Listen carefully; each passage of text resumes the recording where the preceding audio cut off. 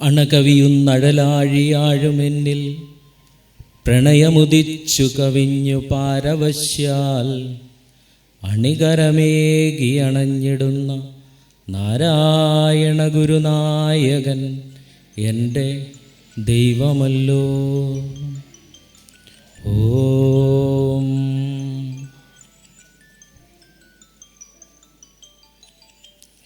ഗുരുർബ്രഹ്മ ഗുരുർവിഷ്ണു ഗുരുർദേവോ മഹേശ്വര ഗുരു സാക്ഷാത് പരം ബ്രഹ്മ തസ്മൈ ശ്രീ ഗുരവേ നമഃ. SNDP ശാഖായോഗം 70-ാം നമ്പർ ഇടവങ്കാട് ശാഖായോഗത്തിൻ്റെ 12ാമത് പ്രതിഷ്ഠാവാർഷിക മഹോത്സവവുമായി ബന്ധപ്പെട്ട് 3ാമത് ശ്രീനാരായണ കൺവെൻഷനുമായി ബന്ധപ്പെട്ടിട്ടാണ് ഇന്ന് ഇങ്ങനെ ഈ ഒരു അവസരത്തിൽ ഇവിടെ നിൽക്കുന്നത്. വളരെയേറെ സന്തോഷത്തോടു കൂടിയാണ് ഇന്ന് ഇവിടെ നിൽക്കുന്നത്. കാരണം എന്നെ സംബന്ധിച്ച് ഞാനൊരു പുതുമുഖമായിരിക്കാം, എങ്കിലും എനിക്ക് കഴിഞ്ഞ 4 പ്രഭാഷണങ്ങൾ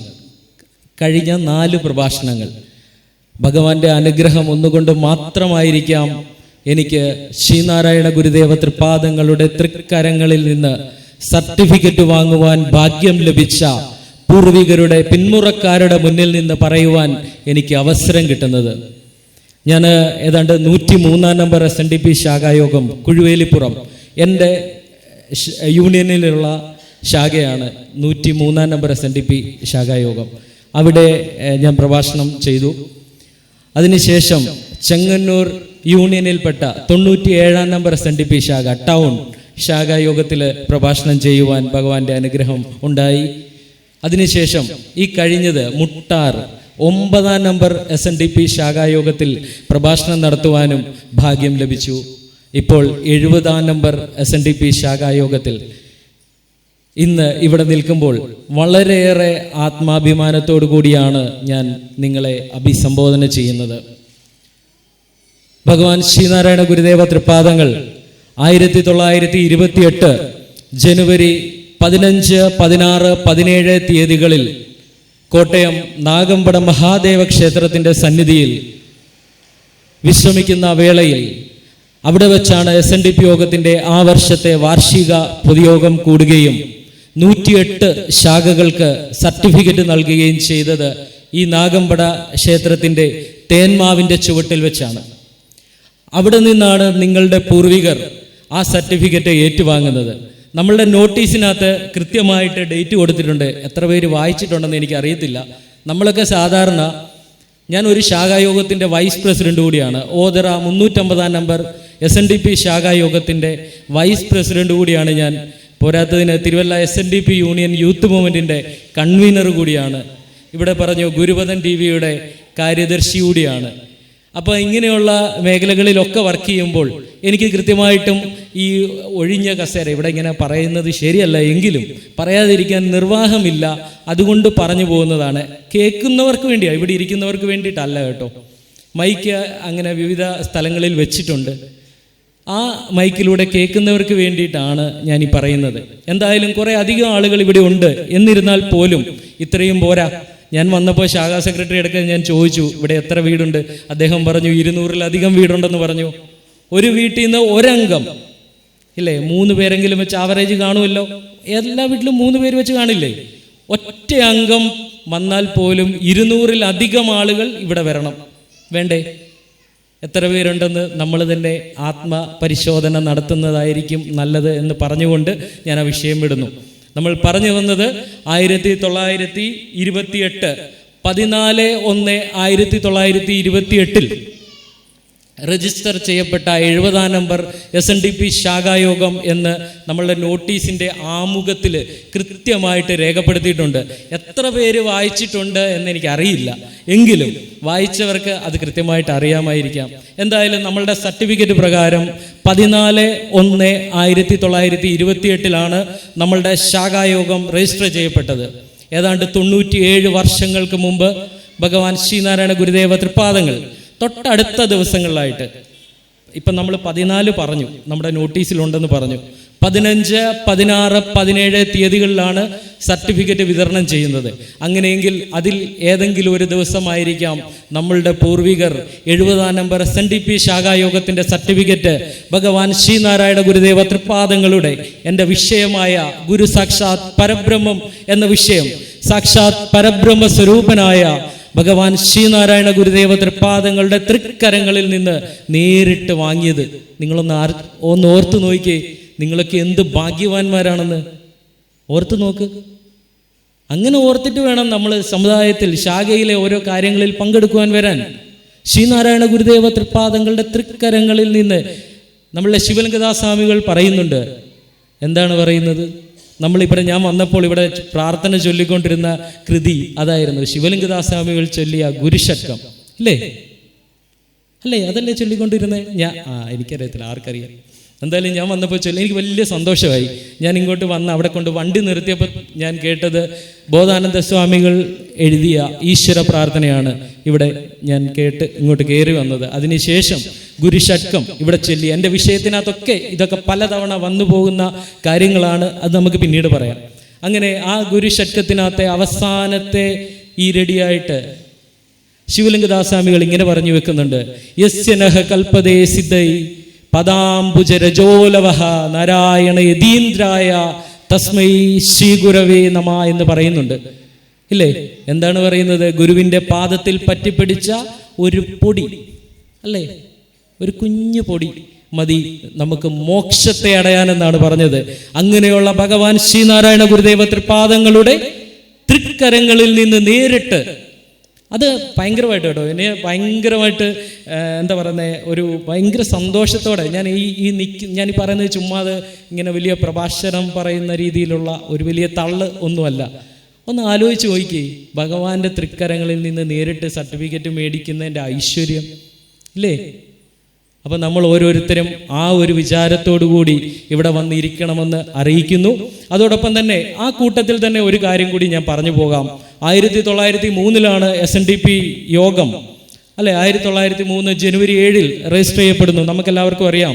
അരുവിപ്പുറത്ത് വെച്ച് ശ്രീനാരായണ ഗുരുദേവ തൃപ്പാദങ്ങൾ അതിൻ്റെ അധ്യക്ഷനായും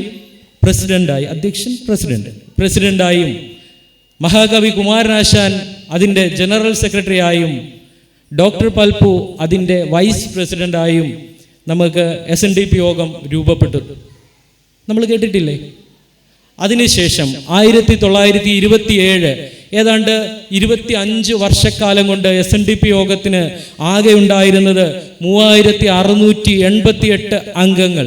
SNDP യോഗത്തിൻ്റെ പേരെഴുതി ഒപ്പിട്ട 3688 അംഗങ്ങളാണ് SNDP യോഗത്തിന് ഉണ്ടായിരുന്നതെങ്കിൽ 1927 ജനുവരി 1 TK മാധവൻ SNDP യോഗത്തിന്റെ സംഘടനാ സെക്രട്ടറി ആയിട്ട് ചാർജ് എടുത്ത് 4 മാസം ഏതാണ്ട് 120 ദിവസം ഓർത്തോണം അല്ലേ, ഏതാണ്ട് 25 വർഷം കൊണ്ട് ബാലപീഠം, നമ്മളൊരു ചെടിയൊക്കെ നട്ടിട്ട് അത് കിളുത്തു വരാൻ കുറെ സമയമെടുക്കും എന്ന് പറഞ്ഞതുപോലെയായിരുന്നു SNDP യോഗത്തിന്റെ പ്രവർത്തനം. ഏതാണ്ട് 3688 അംഗങ്ങൾ മാത്രം 25 വർഷം കൊണ്ട് SNDP യോഗത്തിന് ഉണ്ടായിരുന്നതെങ്കിൽ 1927 ജനുവരി 1 TK മാധവൻ SNDP യോഗത്തിന്റെ സംഘടനാ സെക്രട്ടറിയായി മാറിയതിന് ശേഷം ഏതാണ്ട് 4 മാസം 120 ദിവസം കൊണ്ട് SNDP യോഗത്തിന് നമ്മൾ പറഞ്ഞ 28 ശ്രീനാരായണ ഗുരുദേവൻ സർട്ടിഫിക്കറ്റ് കൊടുത്ത 108 ശാഖകൾ അടക്കം 225 ശാഖകൾ. ആലോചിച്ചോണേ, ചെറിയ കാര്യമൊന്നുമല്ല. 4 മാസങ്ങൾ കൊണ്ടാണ് TK മാധവൻ എന്ന് പറയുന്ന സംഘടനാ സെക്രട്ടറിയുടെ പ്രവർത്തന ഫലമായിട്ട് കുമരകം കേന്ദ്രീകരിച്ച്, കോട്ടയം കേന്ദ്രീകരിച്ച്, തിരുവല്ല, നമ്മളുടെ ഈ ഒരു മധ്യ തിരുവിതാംകൂർ കേന്ദ്രീകരിച്ച്, കുട്ടനാടാണ് ആദ്യത്തെ 25 ശാഖ, കേട്ടിട്ടുണ്ടായിരിക്കുമല്ലോ അല്ലേ? 1 മുതൽ 25 ശാഖകൾ കുട്ടനാട് SNDP യൂണിയന്റെ ഭാഗമാണ്. അതിൻ്റെ 1A ആനന്ദാശ്രമം, ഇപ്പം ശ്രീനാരായണ ദർശന വിചാര യജ്ഞമൊക്കെ നടക്കാൻ പോകുന്ന ആനന്ദാശ്രമം, ഗുരുദേവൻ നിരവധി തവണ സന്ദർശിച്ച ആനന്ദാശ്രമം 1A ആയിട്ട് ചങ്ങനാശ്ശേരി SNDP യൂണിയന്റെ ഭാഗമായിട്ടുണ്ട്.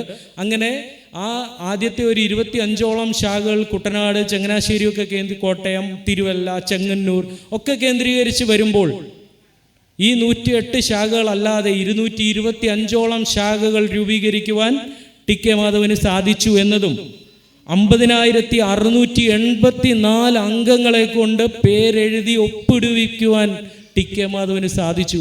ഒന്ന് ആലോചിച്ച്, ചെറിയ കാര്യമൊന്നുമല്ല. അതിന്ന് മാറി ഇപ്പൊ 7,000-ൽ ശാഖകളിലേക്ക് എത്തി നിൽക്കുന്ന SNDP എന്ന് പറയുന്ന മഹാവൃക്ഷമായിട്ട് ഇന്ന് അതിൻ്റെ തണലിൽ നമ്മൾ നിൽക്കുമ്പോൾ നമ്മൾ ശരിക്കും സംഘടനയെ പറ്റി തീർച്ചയായിട്ടും പഠിക്കേണ്ടതായിട്ടുണ്ട്. ശ്രീനാരായണ ഗുരുദേവ തൃപാദങ്ങളെ പഠിക്കേണ്ടതായിട്ടുണ്ട്. എന്തായാലും ഇന്നത്തെ എൻ്റെ വിഷയം ശ്രീനാരായണ ഗുരുദേവൻ, പരബ്രഹ്മ സ്വരൂപനായ ശ്രീനാരായണ ഗുരുദേവൻ, അല്ലെങ്കിൽ ഗുരു സാക്ഷാത് പരബ്രഹ്മം എന്നല്ലേ ഞാനിവിടെ ആദ്യത്തെ എൻ്റെ ആമുഖത്തിൽ ഞാൻ ചൊല്ലി. ഓം ബ്രഹ്മണേ മൂർത്തിമതേ ശിതാനാം ശുദ്ധിഹേതവേ. ഞാൻ ചൊല്ലിയില്ല. ചൊല്ലിയോ? എല്ലാ അമ്മമാരൊക്കെ ഇവിടെ നോക്കുന്നത്, ഇവൻ ഇത് ചൊല്ലിയില്ലല്ലോ എന്നുള്ള അർത്ഥത്തിലല്ലേ അല്ലേ? എന്താ ഞാൻ ചൊല്ലിയത്? ഓം ഗുരുർ ബ്രഹ്മ ഗുരുർ വിഷ്ണു ഗുരുർ ദേവോ മഹേശ്വര ഗുരു സാക്ഷാത് പരബ്രഹ്മം തസ്മൈ ശ്രീ ഗുരവേ നമ എന്നാണ് ഞാൻ ചൊല്ലിയത് അല്ലേ? ഇത് പറഞ്ഞത് ആരാണ്? ആരാ ഇത് പറഞ്ഞത്? ഗുരുവിൻ്റെ ശിഷ്യന്മാരാണോ? ആണോ? ആരും ഒന്നും മിണ്ടുന്നില്ല. ഗുരുവിൻ്റെ ശിഷ്യന്മാരാണോ? ഇനിയും വേണ്ട, ഗുരുവാണോ ഇത് പറഞ്ഞത്? അല്ല. കുമാരനാശാനാണോ പറഞ്ഞത്? ഒരിക്കലും അല്ല. അല്ല അല്ല അല്ല അല്ല അല്ല ഇവരാരുമല്ല പറഞ്ഞത്. ഗുരുവൊക്കെ ജനിക്കുന്നതിന് നൂറ്റാണ്ടുകൾക്ക് മുമ്പ് സ്കന്ദപുരാണം എന്ന് പറയുന്ന ഒരു സാധനം കേട്ടിട്ടുണ്ടോ? കേട്ടിട്ടുണ്ടായിരിക്കും അല്ലേ? സ്കന്ദപുരാണം. അതിനകത്ത് ശിവഭഗവാന്റെ അടുക്കൽ അദ്ദേഹത്തിൻ്റെ ഭാര്യ പാർവതി ചോദ്യമൊക്കെ ചോദിച്ച് ഉത്തരം പറയുന്നതാണല്ലോ പുരാണങ്ങൾ. ഇത് മൊത്തം അല്ലേ?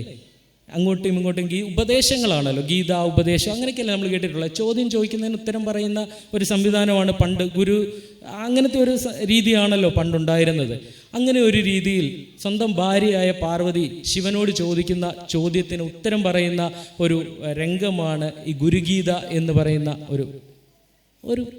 ഇതെന്താ പറയുന്നത്, ഒരു ഗ്രന്ഥം ഗുരുഗീത. അതിനകത്തെ ഒരു വരിയാണ് ഞാൻ ഈ ചൊല്ലിയ. എന്താണ്?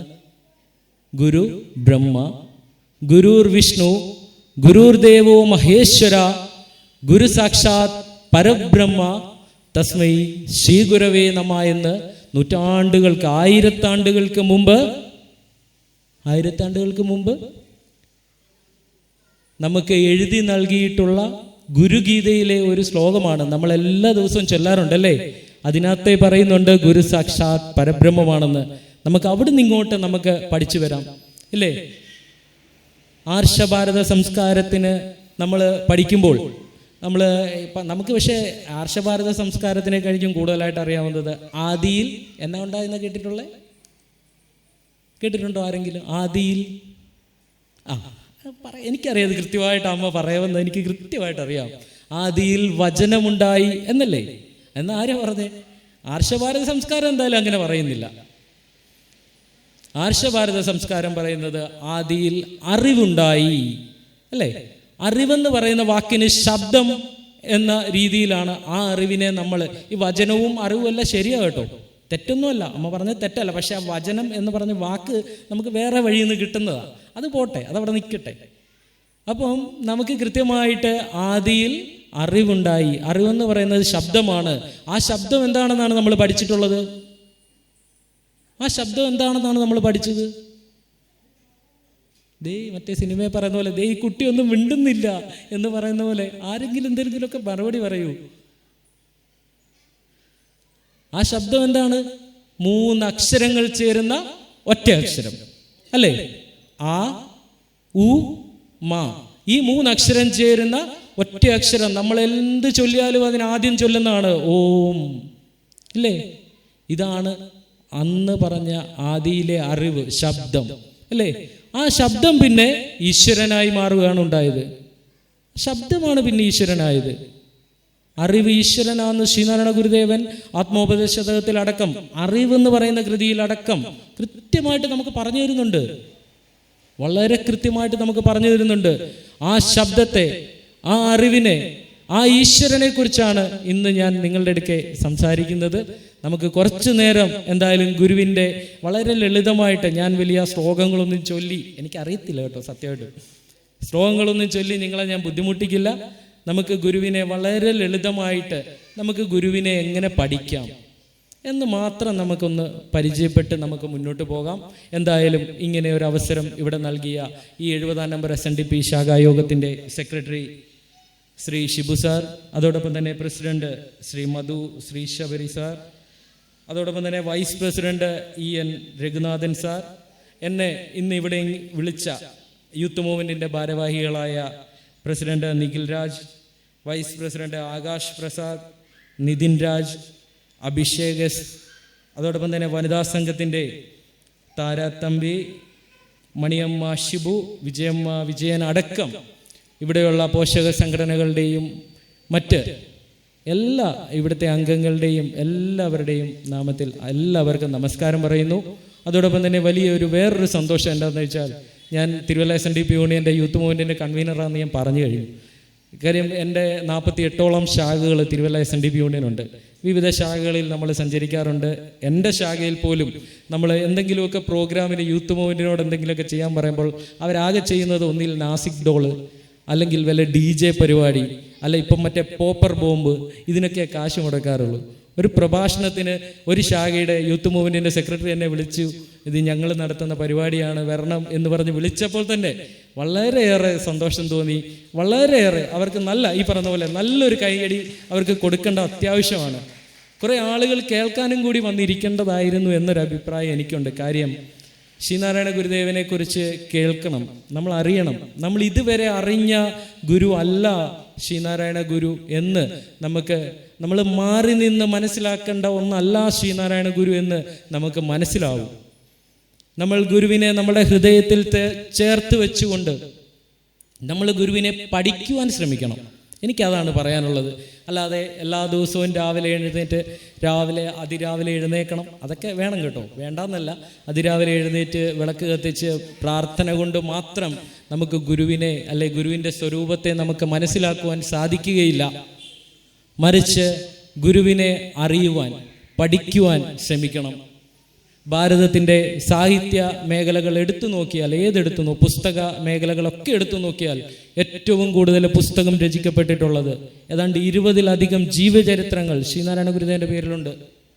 ഒന്ന് ഓർത്ത് നോക്കി, ഇന്ത്യയിലെ പുസ്തകങ്ങളുടെ കണക്കെടുത്താൽ ഒരു വ്യക്തിയുടെ പേരിൽ ഏറ്റവും കൂടുതൽ പുസ്തകങ്ങൾ എഴുതപ്പെട്ടത് ഭഗവാൻ ശ്രീനാരായണ ഗുരുദേവ തൃപാദങ്ങളുടെ പേരിലാണ്. ജീവചരിത്രം, കൃതികളുടെ വ്യാഖ്യാനം, അങ്ങനെ വിവിധ മേഖലകൾ. ഗുരുവിനെ പറ്റി പഠിക്കാൻ വേണ്ടി ശ്രമിക്കുന്ന ഏതൊരാൾക്കും എവിടെ അന്വേഷിച്ചാലും കിട്ടുന്ന ഒന്നാണ് നമ്മൾ SNDP ശാഖായോഗത്തിൽ ഒഴിച്ച് എന്ന് പറയേണ്ട വരും, അല്ലേ? ഇവിടെ ആകെ ഉത്സവത്തിന് ഒരു പ്രഭാഷണമോ അല്ലെങ്കിൽ ഇതുപോലുള്ള എന്തെങ്കിലും ഘോഷയാത്രകളോ അല്ലെങ്കിൽ അങ്ങനെയുള്ള പരിപാടികൾ മാത്രമല്ല, നിരന്തരമായിട്ട് ഗുരുവിനെ പഠിക്കുവാനും പഠിപ്പിക്കുവാനും ഉള്ള ശ്രമങ്ങൾ നമ്മൾ നടത്തേണ്ടതായിട്ടുണ്ട്. നമ്മളുടെ കുട്ടികൾ ഇവിടെ ഉണ്ടോയെന്ന് എനിക്കറിയില്ല, രവിവാര പാഠശാല നിർബന്ധമാണ് നമ്മളുടെ കുട്ടികളെ പഠിപ്പിക്കേണ്ടതായിട്ടുണ്ട്. ഇന്നത്തെ വരുന്ന ഈ കാലത്ത് ലഹരിക്കും മയക്കുമരുന്നിനും മറ്റുമൊക്കെ പുറകെ എനിക്കൊക്കെ കൂടുതലായിട്ട് അറിയാൻ പറ്റും. കാര്യം ഈ ഒരു മേഖലയിൽ നിൽക്കുന്നത് കൊണ്ട് നമ്മളുടെ കുട്ടികൾക്കൊക്കെ ഉണ്ടാകുന്ന വിവിധങ്ങളായിട്ടുള്ള പ്രശ്നങ്ങളെ പറ്റിയൊക്കെ നമ്മൾ പല കാര്യങ്ങളിൽ ബന്ധപ്പെടാറുണ്ട്. അപ്പം അങ്ങനെ മനസ്സിലാക്കുന്ന ഒരു കാര്യം, ഇവർക്ക് ഗുരുഭക്തി ഇല്ല എന്നുള്ളതാണ്. സംഭവം മനസ്സിലായോ? ഇങ്ങനെ ഒരു പ്രശ്നം നമ്മളുടെ എല്ലാ കുട്ടികൾക്കുമുണ്ട്. നമുക്ക് ഏതൊരു കാര്യം നമ്മൾ തീരുമാനിക്കുമ്പോഴും നമുക്ക് പെട്ടെന്ന് തീരുമാനം പറയുവാൻ ഉള്ള ഒരു കഴിവ് നമുക്ക് വേണ്ടത് അത്യാവശ്യമാണ്, അല്ലേ? ഇപ്പം എന്തെങ്കിലും ഒരു പ്രശ്നം ഉണ്ടായി, ഇവിടുത്തെ ശാഖയുടെ പ്രസിഡന്റ് വന്നിട്ട് എൻ്റെ അടുക്ക പറയുവാണ്, എനിക്കൊരു 10,000 രൂപ ഉത്സവത്തിന് വേണ്ടി നിങ്ങൾ തരണം, പക്ഷെ എൻ്റെ കയ്യിൽ അത്രയും പൈസ ഇല്ല, 5,000 രൂപയേ ഉള്ളൂ എന്നിരിക്കട്ടെ. ഇത് നിങ്ങളൊരു ശീലമാക്കരുത് കേട്ടോ, ഞാനൊരു എക്സാമ്പിൾ മാത്രമാണ് പറയുന്നത്. അപ്പം നാളെ ഇനി ഇങ്ങോട്ട് ഇറങ്ങുമ്പോൾ സെക്രട്ടറി എൻ്റെ അടുക്ക പറയും, എന്നാലും അതൊരു ചതിയായി പോയി എന്ന് പറയരുത്. അതുകൊണ്ടാണ് ഞാനൊരു എക്സാമ്പിൾ മാത്രമാണ് പറയുന്നത്. വേണ്ട, സെക്രട്ടറിയെ വിട്ടേരെ. പുറത്തുള്ള ഒരു ലൈബ്രറിയിലെ ഒരു സെക്രട്ടറി വന്നിട്ട് നമ്മുടെ അടുക്ക വന്നിട്ട് ഒരു 10,000 രൂപ നിങ്ങൾ സംഭാവന തരണമെന്ന് പറയുന്നു. പക്ഷേ നമ്മുടെ കയ്യിലില്ല, 10,000 എടുക്കാനില്ല, 5,000 രൂപ മറ്റേ ഉള്ളൂ നമ്മുടെ കയ്യിൽ. പക്ഷേ അവരുടെ നിർബന്ധം കൊണ്ട് നമുക്ക് സമ്മതിക്കേണ്ടതായിട്ട് വരുന്നു. പക്ഷേ പിന്നീട് ആ 10,000 രൂപ ഉണ്ടാക്കുവാൻ നമ്മൾ കിടന്ന കഷ്ടപ്പാടുണ്ടല്ലോ, ആ കഷ്ടപ്പാടിന് മുമ്പ് എൻ്റെ കയ്യിൽ ഇതില്ല, നോ, എനിക്കിത് തരാൻ പറ്റില്ല എന്ന് പറയുവാൻ അന്നേരം സാധിച്ചിരുന്നെങ്കിൽ എന്ന് ചിന്തിക്കുന്ന ഒരു ചിന്തയുണ്ടല്ലോ, നമുക്ക് അവിടെ നിന്നാണ് തുടങ്ങേണ്ടത്. ഇപ്പം നമ്മളുടെ കുട്ടികൾ ഇപ്പോൾ 10ാം ക്ലാസ്സും +2 പരീക്ഷയൊക്കെ കഴിഞ്ഞിട്ട് നിൽക്കുവാണ്. പരീക്ഷ പേപ്പർ, ക്വസ്റ്റ്യൻ പേപ്പറൊക്കെ കിട്ടി. നല്ല ഒരു ക്വസ്റ്റ്യൻ പേപ്പറൊക്കെ വായിച്ച് പിള്ളേർ പരീക്ഷയൊക്കെ എഴുതിയിട്ട് വീട്ടിൽ വന്നിട്ട് വീണ്ടും ആ ക്വസ്റ്റ്യൻ പേപ്പർ എടുത്തിട്ട്, ഞാനൊക്കെ ഒത്തിരി നോക്കിയിട്ടുണ്ട് കേട്ടോ, എനിക്ക് ഒത്തിരി തല്ല് കിട്ടിയിട്ടുള്ള ഈ ക്വസ്റ്റ്യൻ പേപ്പറിൻ്റെ കേസിലാണ്. ഞങ്ങളുടെ അമ്മയൊക്കെ ആണെങ്കിൽ എൻ്റെ പരീക്ഷയൊക്കെ കഴിഞ്ഞ്, എൻ്റെ വീട് റോഡിൻ്റെ സൈഡിലാണ് കേട്ടോ, ചെറിയൊരു കടയൊക്കെ ഉണ്ടായിരുന്നു അന്ന്, ഇപ്പം ഇല്ല അന്ന്. അപ്പോൾ പരീക്ഷയൊക്കെ കഴിഞ്ഞ് ഞാൻ സ്കൂളിൽ നിന്ന് വന്നു കഴിയുന്നുണ്ടെങ്കിൽ ക്വസ്റ്റ്യൻ പേപ്പർ മേടിച്ച് കൈവെക്കും അമ്മ. എന്നിട്ട് ഒന്നാമത്തെ ചോദ്യം ചോദിക്കും. അതെന്താണ് നമുക്കറിയത്തില്ല, നമ്മളിരുന്ന് തിരുമ്പും. അപ്പം നമുക്കിട്ട് വിച്ച് കിട്ടും. കാര്യം ഒരു കാര്യമില്ല, അന്നേരം പിച്ചിട്ടല്ലായിരുന്നു കാര്യമെന്ന് പിന്നല്ലേ മനസ്സിലാവുന്നത്, അല്ലേ? അന്നേരം എന്നെ പിച്ചിട്ട് വല്ല കാര്യമുണ്ടോ? ഒരു കാര്യമില്ല. പക്ഷേ അമ്മയുടെ ഒരു സുഖം തീർക്കുന്നത് ഒരു പക്ഷെ അങ്ങനെ ആയിരിക്കാം. അതുകൊണ്ട് അടുത്ത പരീക്ഷയ്ക്ക് ഞാൻ പഠിച്ചു കേട്ടോ, പഠിച്ചില്ല എന്നല്ല, അതുകൊണ്ട് പ്രയോജനപ്പെട്ടില്ല എന്നല്ല പറഞ്ഞത്. പക്ഷെ ഞാൻ ആ പരീക്ഷ എഴുതേണ്ടിയിരുന്നത് അന്നേരമായിരുന്നു, ആ ക്വസ്റ്റ്യൻ കിട്ടിയപ്പോൾ എഴുതണമായിരുന്നു, അല്ലേ? അപ്പം നമുക്ക് ഈ ചിന്ത ഉണ്ടാവണമായിരുന്നു. ഇങ്ങനെ ഉണ്ടാവാത്തതിൻ്റെ ഏറ്റവും വലിയൊരു പ്രശ്നം എന്താണെന്നറിയോ? നമുക്ക് ഈശ്വരനെ നമ്മുടെ അടുത്തില്ലാത്ത കൊണ്ട്, അല്ലെ ഈശ്വരനെ പ്രാർത്ഥിക്കുവാൻ നമുക്ക് സാധിക്കാത്തത് കൊണ്ടാണ് നമ്മുടെ കുട്ടികൾക്ക് എടുത്തു ചാടി ഒരു കൃത്യമായിട്ടുള്ള ഒരു ഉത്തരത്തിലോട്ട് നമുക്ക് എത്തുവാൻ കഴിയാത്തത്. ഞാൻ അതിനൊരു എക്സാമ്പിൾ പറഞ്ഞുതരാം. നമ്മളുടെ ആൽബർട്ട് ഐൻസ്റ്റീൻ കേട്ടിട്ടുണ്ടായിരിക്കുമല്ലോ എല്ലാവരും, ഇല്ലേ? ആൽബർട്ട് ഐൻസ്റ്റീൻ ശാസ്ത്രജ്ഞർക്കും ഗവേഷകർക്കും ഒക്കെ ക്ലാസ് എടുത്ത് ഭയങ്കര ഇങ്ങനെ എന്താ പറയുന്നത്, എല്ലാ ദിവസവും ക്ലാസ്, നിരന്തരമായ ക്ലാസ് എടുത്ത് ഇങ്ങനെ നടക്കുമ്പോൾ അടുത്തൊരു രാജ്യത്തു നിന്ന്, കുറേ ദൂര സ്ഥലത്തു നിന്ന് ഒരാൾ അദ്ദേഹത്തിന് ഒരു കത്തിടുന്നു. മെയ് 3 ഇത്ര മണിക്ക് അങ്ങ് ഞങ്ങൾക്ക് വന്ന് ഒരു ക്ലാസ് എടുത്ത് തരണം. അന്നൊക്കെ കത്ത കേട്ടോ, ഈ ഫോണും അല്ല ഇപ്പോഴത്തെ പോലെ വാട്സപ്പ് സന്ദേശങ്ങളോ വീഡിയോകളോ ഇതുപോലെ ആരും വീഡിയോ എടുക്കുന്ന സംവിധാനങ്ങളൊന്നുമില്ല. അദ്ദേഹത്തിന് ഒരു കത്ത് കിട്ടി, ഇത്രാം തീയതി ഇന്ന സ്ഥലത്ത് വന്ന് ഒരു ക്ലാസ് എടുക്കണം. അദ്ദേഹവും ഡ്രൈവറും കൂടെ പോയിക്കൊണ്ടിരിക്കുകയാണ്. അപ്പോൾ കുറേ പോകുമ്പോൾ അതിൻ്റെ തലേന്ന് വരെ നിരന്തരമായ ക്ലാസ്സുകൾ, ഭയങ്കര ക്ഷീണം. അപ്പോൾ ഡ്രൈവർ എടുക്കുക, ആൽബർട്ട് ഐൻസ്റ്റീൻ പറഞ്ഞു, അതെ ഇന്നത്തെ ക്ലാസ് അവർക്ക് എന്തായാലും നമ്മളെ ഒന്നും അറിയത്തില്ല, ഇന്നത്തെ ക്ലാസ് നിനക്കെടുക്കാവോടാ എന്ന് ഡ്രൈവർ എടുക്കൽ ആൽബർട്ട് ഐൻസ്റ്റീൻ ചോദിക്കുന്നുണ്ട്. അപ്പോൾ ഡ്രൈവർ പറഞ്ഞു, അത് വേണോ? പിടിച്ചു പോയാൽ നമുക്ക് ഇടി കിട്ടും, 2 പേർക്കും കിട്ടും ഇടി, നമുക്കത് വേണോ എന്ന് പറഞ്ഞു. ഒന്നുമല്ലേ, നീ ഇത്രയും കൊല്ലം നീ എൻ്റെ കൂടെ നടന്നല്ലേടാ, നിനക്ക് അതിൻ്റെയൊക്കെ എന്തെങ്കിലുമൊക്കെ ഗുണം കിട്ടാതിരിക്കുവോ? നിന്നെക്കൊണ്ട് പറ്റുവടാ, നീ ചെയ്യ്, എനിക്ക് തീരെ മേല എന്ന് പറഞ്ഞു. അപ്പോൾ അങ്ങനെ ഓക്കെ, ഡ്രൈവർ സമ്മതിച്ചു. സാറിനൊക്കെ ആണെങ്കിൽ പിന്നെ എനിക്ക് എന്നാ കുഴപ്പം, ഞാൻ ചെയ്യാം എന്ന് പറഞ്ഞ് ഇവർ 2 പേരും അങ്ങനെ കാറെ വെച്ച് പ്ലാനൊക്കെ ചെയ്ത് ആ സ്ഥലത്ത് എത്തുന്നതിൻ്റെ ഒരു കുറച്ച് മുമ്പ് വെച്ച് ഇവർ വണ്ടി നിർത്തി. 2 പേരും അങ്ങോട്ടും ഇങ്ങോട്ടും ഡ്രസ്സൊക്കെ ചേഞ്ച് ചെയ്തു. കാര്യം അവിടെ ചെല്ലുമ്പം കോട്ട് സൂട്ടും ഇട്ട് ഡ്രൈവറിൻ്റെ വേഷത്തിൽ ഐൻസ്റ്റീനും ചെന്നു. അവിടെ ചെന്ന് വണ്ടി ഇറങ്ങി നേരെ ചെല്ലുന്നു, ക്ലാസ് തുടങ്ങുന്നു. ഇപ്പം നമ്മൾ ഇവിടുത്തെ പോലെ 10 മണിക്ക് പ്രഭാഷണം വെച്ചിട്ട് ഗീത വന്നോ ലീല വന്നോ എന്നൊന്നും നോക്കിയിരിക്കുന്ന പരിപാടിയൊന്നുമില്ല. നേരെ വരുന്നു, ക്ലാസ് തുടങ്ങുന്നു. അതിഗംഭീരമായിട്ടുള്ള പ്രഭാഷണം, കൃത്യമായിട്ടുള്ള വിഷയത്തെ അടിസ്ഥാനപ്പെടുത്തിയുള്ള പ്രഭാഷണം നടക്കുന്നു. കുറേ നേരം പ്രഭാഷണം ഇങ്ങനെ നടന്നുകൊണ്ടിരിക്കുമ്പോൾ വേദിയിൽ നിന്ന് ഒരാൾ ചാടി കണ്ടിട്ട്, അദ്ദേഹം ഒരു സയൻറ്റിസ്റ്റാണ്, ഇച്ചിരി ബുദ്ധി കൂടിയ ആളാണ്. അദ്ദേഹം ചാടി കണ്ടിട്ട് ഒരു ക്വസ്റ്റ്യൻ ഈ നിൽക്കുന്ന ഡ്രൈവറുടെ അടുക്കൽ ചോദിച്ചു. അദ്ദേഹം പെട്ട്, കാര്യം അദ്ദേഹത്തിന് അതിൻ്റെ ഉത്തരം കൃത്യമായിട്ട് അറിയില്ല. പക്ഷേ അദ്ദേഹം അതിനൊരു ഐഡിയ, കാര്യം ഈ പുള്ളിയുടെ കൂടെ ആണല്ലോ, മുല്ലപ്പൂമ്പൊടി ഏറ്റ് കിടക്കുന്ന ആളാണല്ലോ, പുള്ളി കൃത്യമായിട്ട് അദ്ദേഹത്തിൻ്റെ ഇടയ്ക്ക് പറഞ്ഞു, താങ്കളിൽ നിന്ന് ഞാൻ ഇങ്ങനെ ഒരു കാര്യം പ്രതീക്ഷിച്ചില്ല. ആ ചോദ്യം ചോദിച്ച ആളോട് പറയുക, ഇങ്ങനെ ഒരു ചോദ്യം താങ്കൾ ഉന്നയിക്കുമെന്ന് ഞാൻ ഒരിക്കലും പ്രതീക്ഷിച്ചില്ല. ഇതെൻ്റെ ഡ്രൈവർക്ക് പോലും പറയാൻ പറ്റുന്ന സിമ്പിളായിട്ടുള്ള ഒരു സാധനമാണ്. ഞാൻ എൻ്റെ ഡ്രൈവറെ വിളിച്ച് ഇതിന് ഉത്തരം പറയിപ്പിക്കാമെന്ന് പറഞ്ഞിട്ട് ശരിക്കുള്ള ആൽബർട്ട് ഐൻസ്റ്റീൻ അവിടെ ഇരിക്കുക, ഡ്രൈവറായിട്ട് അദ്ദേഹത്തെ വിളിച്ച് ഉത്തരം പറയിപ്പിക്കുന്ന ഒരു രംഗമുണ്ട്, അല്ലേ? ഇത് കൃത്യമായിട്ട് ശ്രീനാരായണ ഗുരുദേവൻ നമുക്ക് കോലതീരസ്തവം എന്ന കൃതിയിലൂടെ നമുക്ക് പറഞ്ഞു തരുന്നുണ്ട്. എങ്ങനെ പറഞ്ഞു തരുന്നു? ആ ലാക്കിലുടൻ സന്മതി തോന്നിക്കണം, അല്ലേ? വേണ്ടേ? പറഞ്ഞിട്ടില്ലേ? ഈ ലോചനമാതീന്ദ്രിയം ഏതെങ്കിലും ഒന്നി ആലോചന കൂടാതെ അബദ്ധത്തിങ്കലണഞ്ഞാൽ ആ ലാക്കിലുടൻ സന്മതി തോന്നിക്കണം, അല്ലേ? എനിക്ക് പണി കിട്ടിയിട്ട് 2 ദിവസം കഴിഞ്ഞ് ഞാൻ വീട്ടിൽ പോയിരുന്നല്ല ഇതിനെപ്പറ്റി ചിന്തിക്കേണ്ടത്. ആ ലാക്കിൽ വേണ്ടേ, എനിക്ക് സന്മതി തോന്നിക്കണം എന്ന് കോലധീരേശനോട് പ്രാർത്ഥിക്കുന്ന ശ്രീനാരായണ ഗുരുദേവനെ, അല്ലേ? നമ്മളിതൊക്കെ ചൊല്ലാറുണ്ട്. ഇങ്ങനെയായിരുന്നു അതെന്ന് മനസ്സിലായായിരുന്നു? നമുക്ക് മനസ്സിലാക്കണം, ഗുരുദേവ കൃതികളെല്ലാം ഇതുപോലെ ഒന്നുപോലെയുള്ള മൊഴിമുത്തുകളാണെന്നുള്ള കാര്യം നമ്മൾ മനസ്സിലാക്കണം. കൃത്യമായിട്ടാണ് പറയുന്നത്. ഈ ലോചനമാതീന്ദ്രിയം, അല്ലെ? 5 ഇന്ദ്രിയങ്ങളുണ്ട്. ഏതെങ്കിലും ഒന്നിങ് അബദ്ധത്തിൽ പോലും വഴിപിഴച്ചു പോവുകയാണെങ്കിൽ, കണ്ണായിക്കോട്ടെ, മൂക്കായിക്കോട്ടെ, അല്ലേ, ആവശ്യമില്ലാത്ത എവിടോട്ടെങ്കിലും പോവുകയാണെങ്കിൽ ആ ലാക്കിലുടൻ സന്മതി തോന്നിക്കുകനിക്കൻ കോലത്തുകരക്കോവിലിൽ വാഴും ഭഗവാനെ, അല്ലേ, ശിവനോട് പ്രാർത്ഥിക്കുവാണ്. എനിക്കിങ്ങനെ ഒരു കാര്യം വരുവാണെങ്കിൽ, അതാണ് ഞാൻ പറഞ്ഞത്, നമ്മളുടെ കുട്ടികൾക്ക്, എൻ്റെ സഹോദരങ്ങൾക്ക് ആ ലാക്കിൽ മറുപടി പറയുവാൻ കഴിയണമെങ്കിൽ നമ്മൾ ഗുരുവിനെ പഠിക്കണം, ഗുരുവിനെ പ്രാർത്ഥിക്കണം, ഈശ്വരൻ നമ്മളുടെ കൂടെ ഉണ്ടാവണം. എങ്കിൽ മാത്രമേ നമുക്ക് ഗുരുവിൻ്റെ കാരുണ്യം, അല്ലേ, ഇതുപോലുള്ള ആപത്തിൽ പെടാതെ നമുക്ക് ഇരിക്കുവാൻ ഗുരുവിൻ്റെ കാരുണ്യം നമുക്ക് ലഭിക്കുകയുള്ളൂ എന്ന് നമുക്ക് മനസ്സിലാവണം. ഇനിയും ഗുരുവിൻ്റെ വത്സല ശിഷ്യനായിരുന്നു ഒന്നാമത്തെ പ്രഥമ സന്യസ്ത ശിഷ്യൻ. ആരാണ്? ശിവലിംഗദാസ് സ്വാമികൾ, അല്ലേ, കേട്ടിട്ടില്ലേ ശിവലിംഗദാസ് സ്വാമിയെ കുറിച്ച്? ശിവലിംഗദാസ് സ്വാമികൾ ഗുരുദേവൻ അരുവിപ്പുറത്ത് വിശ്രമിക്കുന്ന വേളയിൽ, അരുവിപ്പുറത്തെ വനത്തിൽ മരുത്വാമലയിലെ തപസ്സിന് ശേഷം ആത്മസാക്ഷാത്കാരമൊക്കെ നേടി അരുവിപ്പുറത്തിൻ്റെ വനാന്തരങ്ങളിൽ വിശ്രമിക്കുന്ന സമയത്ത് ഗുരുവിൻ്റെ പാദാന്തികത്തിൽ അണഞ്ഞ കൊച്ചപ്പിപ്പിള്ള, കുഞ്ചു എന്ന് വിളിച്ചിരുന്ന കൊച്ചപ്പിപ്പിള്ള, അറിയാവോ അദ്ദേഹം ആരാന്ന്? മാരായമുട്ടത്തുള്ള നെയ്യാറ്റിൻകരയാണ് ഈ സംഭവം. അരുവിപ്പുറം നെയ്യാറ്റിൻകരയാണെന്ന് അറിയാവോ?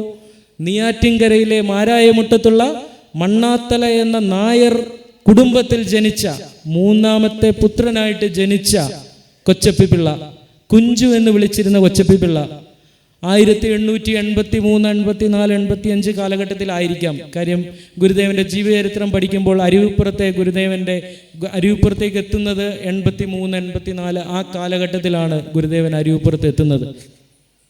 ആ എത്തുന്ന സന്ദർഭത്തിലാണ് കൊച്ചപ്പിപ്പിള്ള ഗുരുവിനെ കാണുന്നതും. ആ കഥയൊക്കെ നമ്മൾ ഒരുപാട് കേട്ടിട്ടുള്ള, ഇഷ്ടം പോലെ പ്രഭാഷണങ്ങൾ കേട്ട നമ്മുടെ അടുക്കലായത്, അല്ലേ. ആ കൊച്ചപ്പിപ്പിള്ള കൃത്യമായിട്ട് ശ്രീനാരായണ ഗുരുദേവന്റെ പാദാന്തികത്തിൽ അണയുന്നുണ്ട്. അതിനുശേഷം 1919 ചാവക്കാട് വിശ്വനാഥ ക്ഷേത്ര സന്നിധിയിൽ സമാധിസ്ഥനാകുന്നത് വരെ ഏതാണ്ട് 30-35 വർഷക്കാലം ഭഗവാൻ ശ്രീനാരായണ ഗുരുദേവ തൃപ്പാദങ്ങളുടെ ഒപ്പം, ഗുരുവിനൊപ്പം, ഗുരുവിന്റെ കൂടെ സന്തത സഹചാരിയായിട്ട് നടക്കുവാൻ ഭാഗ്യം ലഭിച്ച പരമപുരുഷനാണ് ശിവലിംഗദാസ് സ്വാമികൾ. ആ ശിവലിംഗദാസ് സ്വാമികൾ കൃത്യമായിട്ട് അറിഞ്ഞ യുക്തിയും, അല്ലെ, കണ്ട അറിവും, യുക്തിയും അറിവും പഠനവും ഒക്കെ വെച്ചിട്ട് ശിവലിംഗദാസ് സ്വാമികൾ ശ്രീനാരായണ ഗുരുദേവനെ വരച്ചു കാട്ടുന്നുണ്ട്. ഞാൻ മുമ്പേ പറഞ്ഞ യസ്യനഹ കൽപ്പത സിദ്ധയുള്ള ആ കൃതിയുടെ ആദ്യം ഗുരുഷട്കം, അല്ലേ,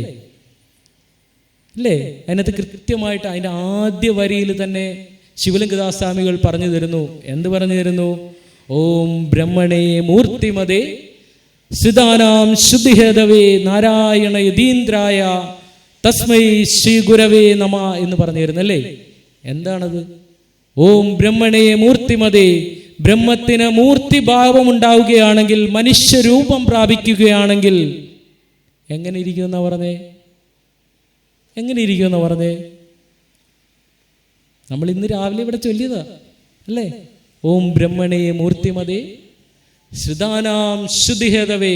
ആ വാക്കിൻ്റെ അർത്ഥം എന്താ? ശ്രുതാനാം എന്ന് പറഞ്ഞ വാക്കിൻ്റെ അർത്ഥം ആശ്രയിക്കുക എന്നാണ്. ആശ്രയിക്കുന്നവർക്ക് ശുദ്ധി വരുത്തുന്നവനായ ബ്രഹ്മത്തിൻ്റെ മൂർത്തിഭാവമാണെങ്കിൽ അത് ആശ്രയിക്കുന്നവന് ശുദ്ധി വരുത്തുന്നതായ നാരായണ യതീന്ദ്രനാണെന്ന് നമുക്ക് കൃത്യമായിട്ട് ശിവലിംഗദാസ് സ്വാമികൾ പറഞ്ഞു തന്നില്ലേ? ഇല്ലേ? പിന്നെയും പറയുന്നില്ലേ? വാദിനാം വാദിനേ വാചം യമാനാം മൗനഭാജിനെ സർവലോകാനുരൂപായ, സർവലോകത്തിനും അനുരൂപനാണ് ഭഗവാൻ ശ്രീനാരായണ ഗുരുദേവനെന്ന് പറഞ്ഞു തരുന്നില്ലേ? ഇതാരാ പറഞ്ഞു തന്നത്? ഗുരുവിൻ്റെ ഒപ്പം ജീവിക്കുവാൻ, ഗുരുവിൻ്റെ കൂടെ എന്ത് കാര്യത്തിനും കൂടെ നടക്കുവാൻ ഭാഗ്യം ലഭിച്ച ശ്രീനാരായണ ഗുരുദേവൻ ആദ്യ കാലഘട്ടങ്ങളിൽ എല്ലാ കാര്യത്തിനും കൈകാര്യം ചെയ്യുവാൻ പൂർണ്ണ സ്വാതന്ത്ര്യമുണ്ടായിരുന്ന ശിവലിംഗദാസ് സ്വാമിയാണ് പറയുന്നത്, അല്ലേ, സർവലോകാനുരൂപനാണെന്ന്. ഏതാണ്ട് ശ്രീനാരായണ ഗുരുദേവനും ശിവലിംഗദാസ് സ്വാമിയും തമ്മിൽ ഒരു 10 വയസ്സിന് വ്യത്യാസം ഉണ്ട്. ഇവർ തമ്മിലുള്ള വയസ്സിൻ്റെ ഡിഫറൻസ് എന്ന് പറയുന്നത് 10 വയസ്സിന് വ്യത്യാസമാണ്. പക്ഷേ ശിവലിംഗദാസ് സ്വാമിയുടെ പ്രത്യേകത എന്ന് പറയുന്നത് ആളിന് വലിയ പൊക്കമൊന്നുമില്ല. നമ്മൾ ഫോട്ടോയ്ക്കകത്തൊക്കെ കണ്ടിട്ടുണ്ടായിരിക്കും, അല്ലേ? വലിയ പൊക്കമൊന്നുമില്ലാത്ത ഒരാളാണ്. പക്ഷെ 10 വയസ്സിൻ്റെ വ്യത്യാസമാണെങ്കിലും കണ്ടാൽ ഒരു 15-20 വയസ്സിൻ്റെ വ്യത്യാസമൊക്കെ പറയും. വലിയ ആചാനുബാഹുവായ മനുഷ്യനൊന്നും അല്ല ശിവലിംഗദാസ്വാമികൾ.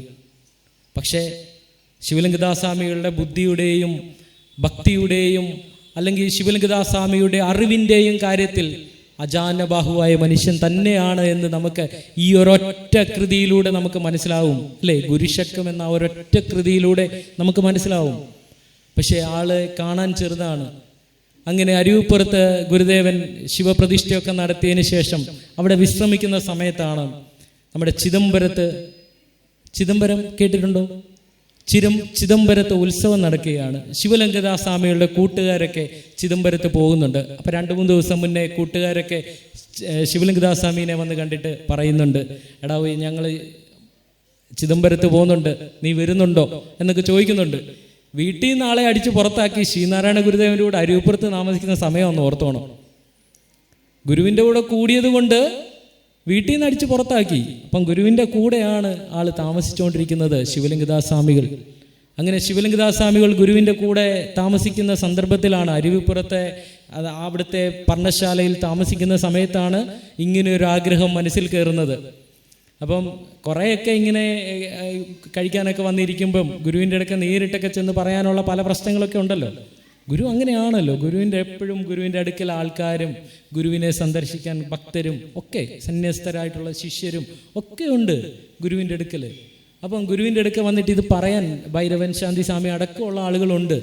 പറയാൻ വലിയ ബുദ്ധിമുട്ടാണ് കുഞ്ചു എങ്കിലും ആളെ വിട്ടൊക്കെ പറയിപ്പിച്ചു, എനിക്കിതുപോലെ ചിദംബരത്ത് പോകണം എന്ന് ഗുരുവിനെ അറിയിച്ചു. അപ്പോൾ ഗുരു പറഞ്ഞു, അതിനെന്താ, നമുക്ക് ചിദംബരത്ത് പോകാമല്ലോ, നിന്നെ കൊണ്ട് ഞാൻ പോകാം എന്നുള്ള ആ ഒരു എഗ്രിമെൻറ്റിലൊക്കെ കാര്യങ്ങളൊക്കെ എല്ലാം സെറ്റായി.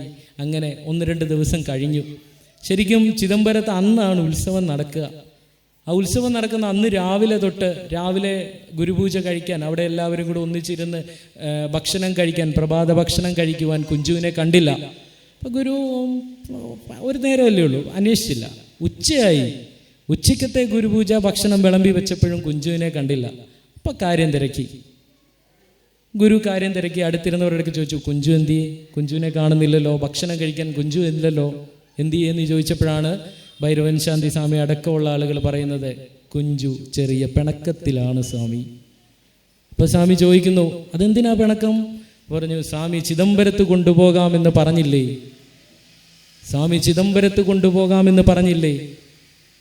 സ്വാമി പറഞ്ഞു, നാം പറഞ്ഞിരുന്നു, പക്ഷേ ഇന്നാണ് ചിദംബരത്ത് ഉത്സവം നടക്കുന്നത്, ഇനിയിപ്പോൾ പോകാൻ പറ്റില്ലല്ലോ സ്വാമി, ഒരു 2 ദിവസത്തെ യാത്ര തന്നെ ഇല്ലേ അങ്ങോട്ട്.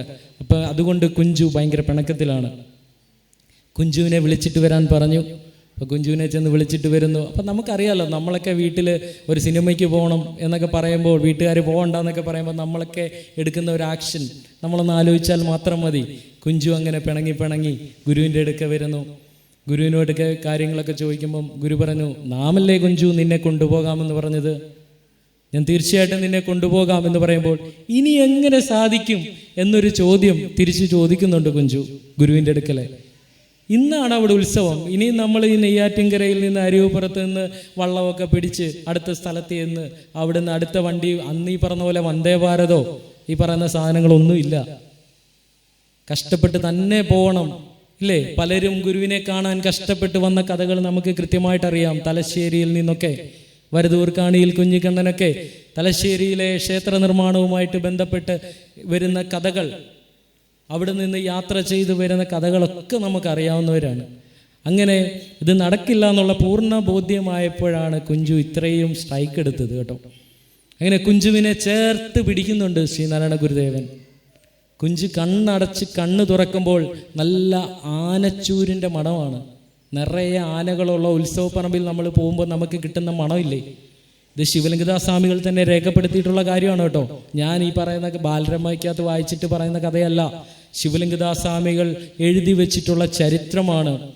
ശ്രീനാരായണ ഗുരുദേവൻ തന്നെ മുറുക്കി ഒന്ന് ചേർത്ത് പിടിച്ചത് മാത്രമേ അറിയുള്ളൂ. അരുവിപ്പുറത്ത് നിന്ന് പിന്നെ എനിക്ക് കണ്ണ് തുറക്കുന്നതിന് മുമ്പ് എനിക്ക് കിട്ടുന്നത് ആനച്ചൂരിൻ്റെ മണമാണ്. അങ്ങനെ നേരെ ചിദംബരമാണ് കാണുന്നത്. ശ്രീനാരായണ ഗുരുദേവൻ കുഞ്ചുവിനോട് പോയി എല്ലാവരെയും കാണുകയും മറ്റു കാര്യങ്ങളൊക്കെ ചെയ്തോളുവാനും പറഞ്ഞു വിട്ടിട്ട് ശ്രീനാരായണ ഗുരുദേവനോട് വിശ്രമിക്കുന്നുണ്ട്. കുഞ്ചു അവിടെ ചെന്ന സന്തോഷം, കൂട്ടുകാരെ കണ്ട സന്തോഷം എല്ലാം മറന്ന് അവിടെ ഓടിക്കളിച്ചു. ഒരുമാതിരി എന്താ പറഞ്ഞ നിലാവത്ത് അഴിച്ചു വിട്ട കോഴി എന്നൊക്കെ പറഞ്ഞ കണക്ക് മൊത്തം ആ ചിദംബരം മുഴുവൻ കറങ്ങി തിരിച്ചു വന്നു. സന്ധ്യാസമയമായി തിരിച്ചു വന്നു. ശ്രീനാരായണ ഗുരുദേവൻ കുഞ്ചുവിൻ്റെ ഇടയ്ക്ക് ചോദിക്കുന്ന ഒരു ചോദ്യമുണ്ട്, നീ ചിദംബരനെ കണ്ടോ കുഞ്ചു? അപ്പോഴാ കുഞ്ചു ഓർക്കുന്നത്, അയ്യോ ഞാൻ വന്ന സാധനം മറന്നുപോയി, ചിദംബരനെ മാത്രം ഞാൻ കണ്ടില്ല, അതിനു ചുറ്റുമുള്ള കടകളും അല്ലെങ്കിൽ അന്ന് അവിടെ ഉണ്ടായിരുന്ന ശാലകളും അല്ലെങ്കിൽ അവിടെ കളിക്കാനുണ്ടായിരുന്ന സംവിധാനങ്ങളും ഒക്കെ മാത്രമേ ഞാൻ കണ്ടുള്ളൂ, ചിദംബരനെ കണ്ടില്ല. ഞാനിപ്പോൾ വരാമെന്ന് പറഞ്ഞ് തിരിച്ചു വീണ്ടും പോകുന്നുണ്ട്. തിരിച്ചു വീണ്ടും പോയി ചിദംബരൻ്റെ മുമ്പിൽ തിരുനടയുടെ മുന്നിൽ ചെന്നപ്പോൾ അവിടെ കയറൊക്കെ കെട്ടിയെല്ലാം ബ്ലോക്ക് ചെയ്ത് വെച്ചേക്കാണ്, കയറാൻ പറ്റില്ല. അവിടെ ശുദ്ധി കലശം മറ്റോ നടക്കുവാണ്.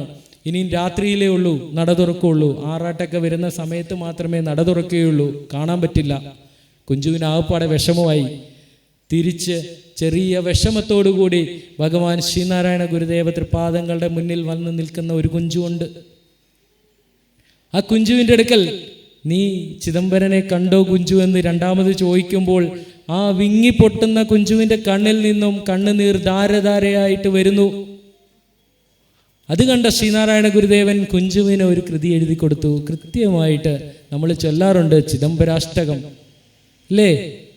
എന്താ എഴുതി കൊടുത്തത്? ബ്രഹ്മമുഖാമര വന്ദിതലിംഗം ജന്മജരാമരണാന്തകലിംഗം എന്ന് പറഞ്ഞ് കൃത്യമായിട്ട് നമുക്ക് ഓരോരുത്തർക്കും ചിദംബരനെ കാണാവുന്ന രീതിയിൽ ശ്രീനാരായണ ഗുരുദേവൻ ശിവലിംഗദാസ് സ്വാമികൾക്ക് കൃതി എഴുതി കൊടുക്കുന്ന ചരിത്രം നമ്മളുടെ മുമ്പിലുണ്ട്. ഇത് കഥയല്ല, ചരിത്രമാണ്, എഴുതി വെക്കപ്പെട്ട രേഖയാണ്, കൃത്യമാണ്. ഈ ശിവലിംഗദാസ് സ്വാമിയുടെ ഡയറിയിൽ അരുവിപ്പുറത്ത് താമസിക്കുമ്പോൾ മഹാകവി കുമാരനാശാൻ ഭഗവാൻ ശ്രീനാരായണ ഗുരുദേവന്റെ രൂപം കൃത്യമായിട്ട് ശിവലിംഗദാസ് സ്വാമിയുടെ ഡയറിയില്ല കേട്ടോ, കുമാരസ്വാമി വിരചിതം എന്ന് ശിവലിംഗദാസ സ്വാമി ഹെഡിങ് കൊടുത്തിട്ട് കുമാരനാശാൻ എഴുതിയ ഒരു കൃതി ശിവലിംഗദാസ് സ്വാമിയുടെ ഡയറി. ശിവലിംഗദാസ് സ്വാമിയുടെ ഡയറി ഒക്കെ കണ്ടെടുത്തിട്ടുണ്ട് കേട്ടോ. ഈ ഡയറിക്കകത്ത് ഗുരുപാദ ദശകം എന്ന് പറയുന്ന ഒരു കൃതി നമ്മുടെ കുമാരനാശാൻ, മഹാകവി കുമാരനാശാൻ അരുവിപ്പുറത്ത് ശിവലിംഗദാസ് സ്വാമിയോടൊപ്പം താമസിക്കുന്ന വേളയിൽ ശിവലിംഗദാസ് സ്വാമിയുടെ ഡയറിയിൽ കൃത്യമായിട്ട് കുറിച്ചു വെച്ചിട്ട് ആ കുറിപ്പിൻ്റെ മുകളിൽ ശിവലിംഗദാസ് സ്വാമികൾ ഒരു അടിക്കുറിപ്പ് കൊടുക്കുന്നുണ്ട്. കുറിപ്പിന് മേളിൽ ഹെഡിങ് ആയിട്ട് കുമാരസ്വാമി വിരചിതം എന്ന് ശിവലിംഗദാസ് സ്വാമി എഴുതിയ ഗുരുപാദ ദശകം എന്ന കൃതി നമ്മളൊക്കെ ചൊല്ലാറുണ്ടല്ലേ. ഇപ്പം നമ്മൾ കാണുന്ന ഈ ഫോട്ടോ ഇപ്പം നമ്മളുടെ പിള്ളേരൊക്കെ ഞാൻ കേട്ടിട്ടുണ്ട് കേട്ടോ. ഇപ്പം നമ്മളുടെ എല്ലാവരുടെയും വീട്ടിലെ ഭഗവാൻ ശ്രീനാരായണ ഗുരുദേവ തൃപാദങ്ങളുടെ ഫോട്ടോ നമ്മൾ എല്ലാ വീടിൻ്റെ ഫ്രണ്ടിൽ വെക്കാറുണ്ടല്ലേ. ഇപ്പോഴത്തെ നമ്മുടെ പിള്ളേരുടെ ഒരു സ്വഭാവമൊക്കെ വെച്ചിട്ട് വന്നിട്ട് നമ്മുടെ ഇടയ്ക്ക് ചോദിക്കും, ഈ അപ്പച്ചനെ എവിടെയോ കണ്ടിട്ടുണ്ടല്ലോ, ഇത് എല്ലാവരുടെയും വീട്ടിൽ നമ്മുടെ കോമൺ റിലേറ്റീവ് ആണോ എന്നൊക്കെ ചോദിക്കുന്ന പിള്ളേരുള്ള കാലമായത്. എല്ലാവരുടെയും വീട്ടിലുണ്ട് ഈ ഫോട്ടോ, ഇതാരായത് അല്ലേ? ഇങ്ങനെയൊന്നുമല്ല ശ്രീനാരായണ ഗുരുദേവൻ. ഇതൊക്കെ 1900 ശേഷം ഫോട്ടോയുടെ കാലമൊക്കെ ആയതിനു ശേഷം എടുത്ത ഫോട്ടോകളാണ്. ഈ 1888 അല്ലെ 90, 95 ആ കാലഘട്ടത്തിലൊക്കെ കുമാരനാശാൻ വളരെ കൃത്യമായിട്ട് ശ്രീനാരായണ ഗുരുദേവൻ എന്താണ് എങ്ങനെയാണ് എന്ന് വരച്ചു കാട്ടി തരുന്നുണ്ട്. കുമാരനാശാൻ വരയ്ക്കാൻ ആർട്ടിസ്റ്റ് ഒന്നും അല്ല. ആണോ? അല്ല. കുമാരനാശാൻ എല്ലാം വരച്ചു കാണിച്ചത് പേനയിലൂടെയാണ്, കവിതകളിലൂടെയാണ് അല്ലേ. വീണപൂവ്, ഒരു പൂവ്, വീണപൂവ് വായിച്ചവർക്കറിയാം. ഒരു പൂവ് താഴെ വീഴുന്ന അതിനെപ്പറ്റി നമുക്ക് ഒരു സിനിമ കാണുന്നത് പോലെ അത് പഠിക്കുമ്പോൾ നമുക്ക് വായിച്ചെടുക്കാൻ പറ്റുന്ന രീതിയിലാണ് കുമാരനാശാൻ ഓരോ കൃതികളും എഴുതിയിട്ടുള്ളത് അല്ലേ.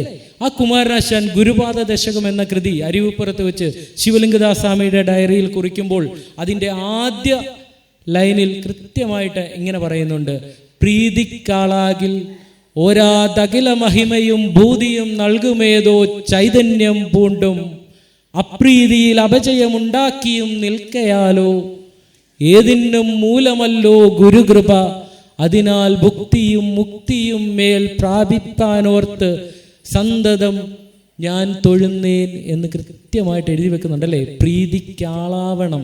എന്തിൻ്റെ? ഗുരുവിൻ്റെ. അല്ലേ? കൃത്യമായിട്ട് എഴുതുന്നില്ലേ? ആ കൃതിയുടെ മുന്നോട്ട് വായിച്ചു വരുമ്പോൾ അതിനകത്ത് കൃത്യമായിട്ട് കുമാരനാശാൻ ഗുരുവിനെ വരച്ച് കാണിക്കുന്നുണ്ട്. ചെന്താർ മങ്ങും മുഖം. അല്ലേ? ചെന്താർ എന്താണ്? ചെന്താർ എന്താണ്? നല്ല ചുമന്ന താമര. അല്ലേ? ഗുരുവിന്റെ മുഖത്തിന്റെ അടുക്ക കൊണ്ട് ചുമന്ന താമര വെച്ചാൽ അത് മങ്ങിപ്പോവും. അത്ര ഐശ്വര്യമുള്ള മുഖമാണ് ചെന്താർ മങ്ങും മുഖം. ഇനിയോ ചേതന നയനയുഗം. ഗുരുവിന്റെ കണ്ണിനെ പറ്റി ശ്രീനാരായണ ഗുരുദേവനെ നമ്മൾ പഠിക്കുമ്പോൾ ഗുരുവിന്റെ കണ്ണിനെ പറ്റി ഒരുപാട് സ്ഥലങ്ങളിൽ ചർച്ച ചെയ്യാതെ നമുക്ക് പോകാൻ പറ്റത്തില്ല കേട്ടോ. അങ്ങനെയായിരുന്നു ഗുരുവിന്റെ കണ്ണ്. ഗുരുവിന് ഏറ്റവും കൂടുതൽ പ്രത്യേകത ഉണ്ടായിരുന്നത് കണ്ണാണ്. രവീന്ദ്രനാഥ ടാഗോർ കേട്ടിട്ടുണ്ടോ? വിശ്വമഹാകവിയാണ് രവീന്ദ്രനാഥ ടാഗോർ. രവീന്ദ്രനാഥ ടാഗോർ 1922 ശിവഗിരി സന്ദർശിക്കുന്നുണ്ട്. ഗുരുവിനെ കാണുന്നു. ഗുരുവുമായിട്ടുള്ള സംസാരങ്ങളും ചർച്ചകളും അവിടുന്ന് കിട്ടിയ ഒരു അതിഥിയെ സ്വീകരിക്കുന്ന വേണ്ട രീതിയിലെല്ലാം സ്വീകരിച്ച് ഈ 22 രവീന്ദ്രനാഥ ടാഗോർ ശിവഗിരി സന്ദർശിക്കുമ്പോൾ ഓർത്തോണം, 1913 9 വർഷങ്ങൾക്ക് മുമ്പ് രവീന്ദ്രനാഥ ടാഗോറിന് ഏഷ്യയിൽ ആദ്യത്തെ നോബൽ സമ്മാനം ഗീതാഞ്ജലിക്ക് കിട്ടിയ ആളാണ്. ചെറിയ ആളൊന്നുമല്ല കേട്ടോ, രവീന്ദ്രനാഥ ടാഗോർ. ആ രവീന്ദ്രനാഥ ടാഗോറാണ് 22 ശിവഗിരിയിലെത്തി ശ്രീനാരായണ ഗുരുദേവനെ സന്ദർശിച്ചതിന് ശേഷം ശിവഗിരിയുടെ ഡയറിയിൽ ഇങ്ങനെ കുറിച്ചിട്ടു: ഞാൻ ലോകത്തിൻ്റെ പല ഭാഗങ്ങൾ സഞ്ചരിച്ചു വരികയാണ്. ഇതിനിടയിൽ നിരവധി സന്യാസിമാരെയും മഹർഷിമാരെയും വിശിഷ്ട വ്യക്തിത്വങ്ങളെയും കാണുവാനുള്ള അപൂർവമായ ഭാഗ്യം എനിക്ക് ലഭിച്ചിട്ടുണ്ട്. എന്നാൽ ഞാൻ ഒരു കാര്യം ഇവിടെ തുറന്ന് സമ്മതിക്കട്ടെ. രവീന്ദ്രനാഥ ടാഗോർ ഡയറിയിൽ കുറിച്ചിട്ട വാക്കാട്ടോ. ഞാൻ മുമ്പേ പറഞ്ഞ പോലെ ഞാൻ ചുമ്മാ പറയുന്നൊന്നുമല്ല. ശിവഗിരിയുടെ ഡയറിയിൽ ലോകം കണ്ട വിശ്വമഹാകവി രവീന്ദ്രനാഥ ടാഗോർ കുറിച്ചിട്ടതാണ്. എന്നാൽ ഞാനിവിടെ ഒരു കാര്യം സമ്മതിക്കട്ടെ.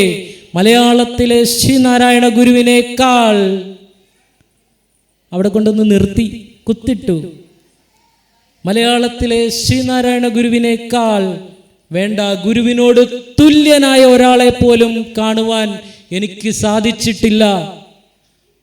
അത് കഴിഞ്ഞിട്ട് പിന്നൊരു കാര്യം പറയുന്നുണ്ട്: ഈശ്വരഭക്തി തുളുമ്പുന്ന മുഖകാന്തിയും അനന്തതയിലേക്ക് നീട്ടിയിരിക്കുന്ന യോഗനയനങ്ങളും.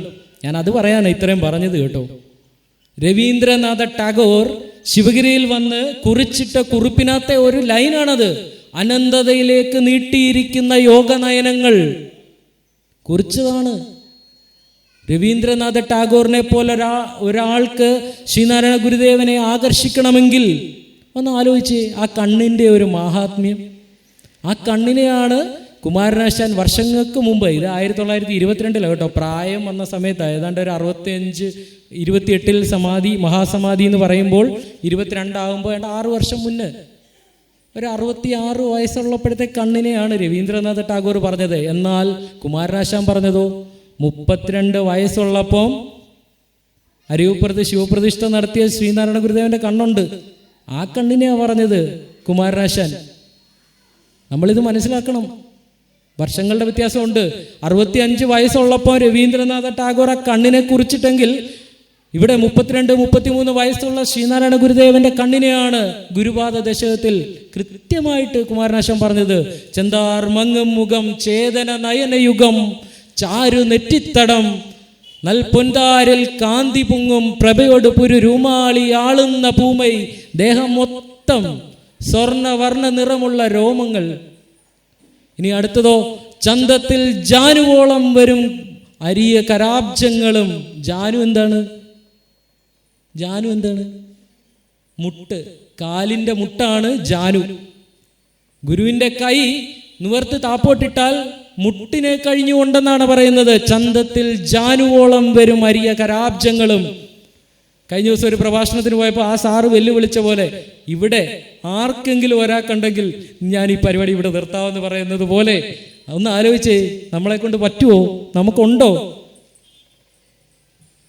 ചന്തത്തിൽ ജാനുവോളം വരും അരിയ കരാബ്ജങ്ങളും തുങ്കഭക്ത്യാ ചിന്തിച്ചുള്ളത്തിലേന്തി ഗുരുചരണയുഗം സന്തതം ഞാൻ തൊഴുന്നേൻ എന്ന് കുമാരനാശാൻ അരുവിപ്പുറത്ത് താമസിക്കുന്ന വേളയിൽ എഴുതി വച്ചിട്ടുണ്ട്.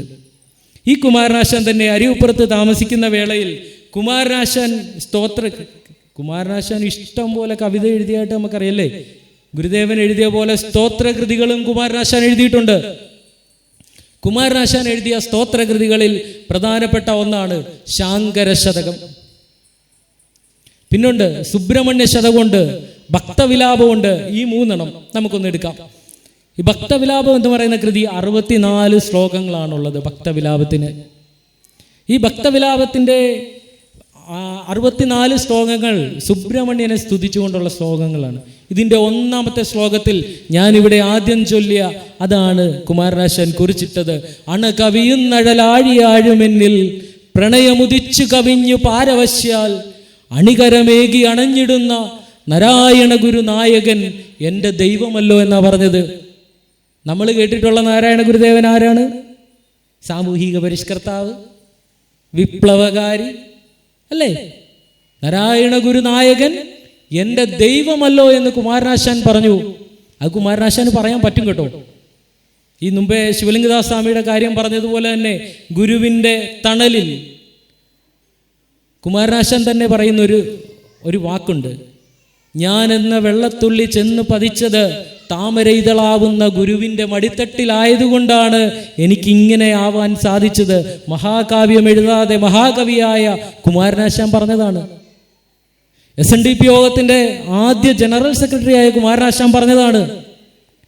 ശിവഗിരിയിൽ ശാരദാമഠം നിർമ്മിക്കുമ്പോൾ അതിൻ്റെ നിർമ്മാണ കമ്മിറ്റിയുടെ ജനറൽ സെക്രട്ടറി ആയ കുമാരനാശാൻ പറഞ്ഞതാണ്. ശ്രീമൂലം പ്രജാസഭയിലെ അംഗമായ കുമാരനാശാൻ പറഞ്ഞതാണ്. 1910 ശേഷം നിയമസഭാ സാമാജികനാകുമ്പോൾ ആ കുമാരനാശാൻ പറഞ്ഞതാണ് ഇല്ലേ? 1916 കുമാരനാശാൻ പറഞ്ഞു വരുന്നില്ലേ? എന്തു പറഞ്ഞു വരുന്നു? നമ്മൾ എന്നും ചൊല്ലുന്ന ഗുരുസ്തവം. ഇനി ഗുരുസ്തവം എന്ന് പറഞ്ഞാൽ അറിയാവോ എന്ന് എനിക്കറിയത്തില്ല. നാരായണമൂർത്തി എന്ന് പറഞ്ഞാലേ മിക്കവാറും എല്ലാവർക്കും അറിയുള്ളൂ.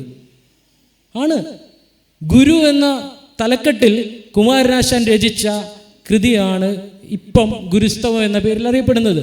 പിന്നീട് അത് സമാജസ്തുതി എന്ന പേരിൽ അറിയപ്പെട്ടു. അതിനുശേഷം ഇപ്പോൾ ലോകം മുഴുവൻ ഗുരുസ്തവം എന്ന പേരിൽ നമ്മൾ എന്നും ചൊല്ലുന്ന ഗുരുസ്തവം. കൃത്യമായിട്ട് കുമാരനാശാൻ നമുക്ക് പറഞ്ഞു തരുന്നില്ലേ ഗുരു ആരാണെന്ന്? ആരായുകിൽ അന്ധത്വമൊഴിച്ചാദിമഹസിൻ നേരാം വഴി കാട്ടും ഗുരുവല്ലോ പരദൈവമെന്ന് എന്ത് കൃത്യമായിട്ട് പറഞ്ഞു തരുന്നത്? ഗുരുവല്ലോ സാമൂഹിക പരിഷ്കർത്താവെന്നാണോ പറഞ്ഞു തന്നത്? ആണോ? ഗുരു വിപ്ലവകാരിയാണെന്നാണോ പറഞ്ഞു തന്നത്? ഗുരുവല്ലോ പരദൈവം എന്ന് തന്നെയാണ് പറഞ്ഞത്. അത് കുമാരനാശാന് പറയാൻ കൃത്യമായിട്ട് സാധിക്കും. അത് കഴിഞ്ഞിട്ടും പറഞ്ഞു തന്നില്ലേ? പിന്നെന്തോ പറഞ്ഞത്? ആരാധ്യൻ അതോർത്തിയിടുകിൽ ഞങ്ങൾക്ക് അവിടുന്നാം നാരായണമൂർത്തേ. അല്ല, പേര് സഹിതമല്ലേ പറയുന്നേ? ഇനി നമ്മളൊക്കെ വേണേ തിരിച്ച് വേറെ വല്ലതും പറഞ്ഞാൽ നമ്മൾ മാറ്റി പറഞ്ഞോളെ. അതുകൊണ്ടായിരിക്കും കുമാരനാശാൻ എവിടെ എന്ത് രേഖപ്പെടുത്തിയാലും കൃത്യമായിട്ടും പേര് സഹിതം രേഖപ്പെടുത്തി കളഞ്ഞു. മാറ്റാൻ പറ്റില്ല. ആരാധ്യനതോർത്തിയിടുകിൽ ഞങ്ങൾക്കവിടുന്നാം നാരായണമൂർത്തേ, ഗുരുനാരായണമൂർത്തേ അല്ലേ പറഞ്ഞു തന്നില്ലേ? അതിനകത്ത് പറഞ്ഞു തരുന്നില്ലേ? സന്യാസികളിൽ ഇങ്ങനെ ഇല്ലില്ലമിയെന്നോർ വന്യാശ്രമമേലും അല്ലേ പറഞ്ഞു തന്നില്ലേ? എന്ത് കൃത്യമായിട്ടാണ് പറഞ്ഞു തരുന്നത്. ആലോചിച്ചിട്ടുണ്ടോ? നമ്മൾ അങ്ങനെ ഗുരുവിനെ പഠിക്കണം. അതിനാണ് ഞാൻ ആദ്യമേ പറഞ്ഞത്, നമ്മൾ ഗുരുവിനെ പഠിക്കാനാണ് ശ്രമിക്കേണ്ടത്. പ്രാർത്ഥന കൊണ്ട് മാത്രം നമുക്കൊരിക്കലും ഗുരുവിനെ അറിയുവാൻ സാധിക്കില്ല. നമ്മൾ കൃത്യമായ പഠനം തരം തിരിച്ച് തന്നെ പഠിക്കണം. അപ്പോഴേ നമുക്ക് ഗുരുവിൻ്റെ സ്വരൂപം നമുക്ക് അറിയുവാൻ സാധിക്കുകയുള്ളൂ. അങ്ങനെയാണ് അറിയേണ്ടത് ഗുരുവിനെ. 1893 കോലത്തുകരയിൽ ഗുരു ശിവനെ പ്രതിഷ്ഠിച്ചു. നമ്മൾ കേട്ടില്ലേ? 1891 കേട്ടോ കുമാരനാശാനും ഗുരുവും തമ്മിൽ ആദ്യമായിട്ട് കണ്ടുമുട്ടുന്നത്. കുമാരനാശാന്റെ വീട്ടിൽ വെച്ച്, തൊമ്മൻ വിളാകം വീട്ടിൽ വെച്ചിട്ട് കുമാരനാശാനും ഗുരുവുമായിട്ട് 1891 കണ്ടുമുട്ടുന്നു. 1893 കോലത്തുകരയിൽ ശിവനെ പ്രതിഷ്ഠിച്ചു. ശ്രീനാരായണ ഗുരുദേവൻ വിപ്ലവമാണ് നടത്തിയത്. അവിടെ ഉണ്ടായിരുന്ന ഭദ്രകാളിയുടെ വിഗ്രഹം പിഴുതു മാറ്റിയിട്ട് ഒരു മൂലയ്ക്ക് വെച്ച് പൊതിഞ്ഞു കെട്ടി. ഇവിടെ ഒന്നും വേണ്ട, ഇവിടെ ഒന്നും ചെയ്യണ്ട, ഒരു സാമ്പ്രാണി പോലും കത്തിക്കണ്ട എന്ന് പറഞ്ഞിട്ട് ഇളക്കി ഒരു മൂലയ്ക്ക് മാറ്റി വെച്ച് ഇന്നും അവിടെ ഇരിപ്പുണ്ടത്. അവിടെ ശിവനെ പ്രതിഷ്ഠിച്ചു തന്നു, കോലധീരേശനെ പ്രതിഷ്ഠിച്ചു തന്നു, അല്ലേ? എന്നിട്ട് ഒരു കോലധീരേശ സ്തവം എന്ന കൃതിയും, ശരിക്കും കോലധീരേശ സ്തവമൊക്കെ നമ്മൾ പഠിക്കണം കേട്ടോ. കൃത്യമായിട്ട് നമ്മൾ എന്താണ് പ്രാർത്ഥിക്കേണ്ടത് എന്ന് നമുക്ക് പറഞ്ഞു തരുന്ന വളരെ അമൂല്യമായ കൃതിയാണ് കോലധീരേശ സ്തവം. നമ്മൾ എന്നും ആലപിക്കണം, എന്നും പ്രാർത്ഥിക്കണം, നമ്മളുടെ പ്രാർത്ഥനയുടെ ഭാഗമാക്കണം കോലധീരേശ സ്തവം. ദാരിദ്ര്യ ദുഃഖം അണയരുതെന്ന് നമ്മളെ പഠിപ്പിക്കുന്നില്ലേ പ്രാർത്ഥിക്കാൻ? രോഗാദികളെല്ലാം ഒഴിവാക്കണമെന്ന് പറഞ്ഞു തരുന്നില്ലേ? ഇല്ലേ? ഒരു കുഞ്ഞിൻ്റെ പ്രാർത്ഥനയായിട്ട് ഇതിനെ കേൾക്കണമെന്ന് നമ്മളെ പഠിപ്പിച്ചു തരുന്നില്ലേ കോലധീരേശസ്തവത്തിൽ? ഇതിൽ കൂടുതൽ എന്താണ് ഗുരു നമുക്ക് തരേണ്ടത്?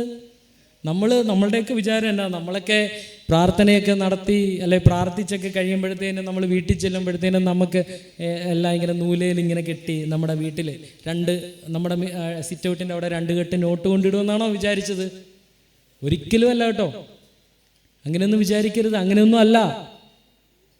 ഒരു കുട പോലെ നമ്മളുടെ ഒപ്പമാണ് ഗുരുവിൻ്റെ കാരുണ്യം ഉണ്ടാവുക. അത് നമ്മൾ അനുഭവിച്ചറിയേണ്ട ഒന്നാണ്.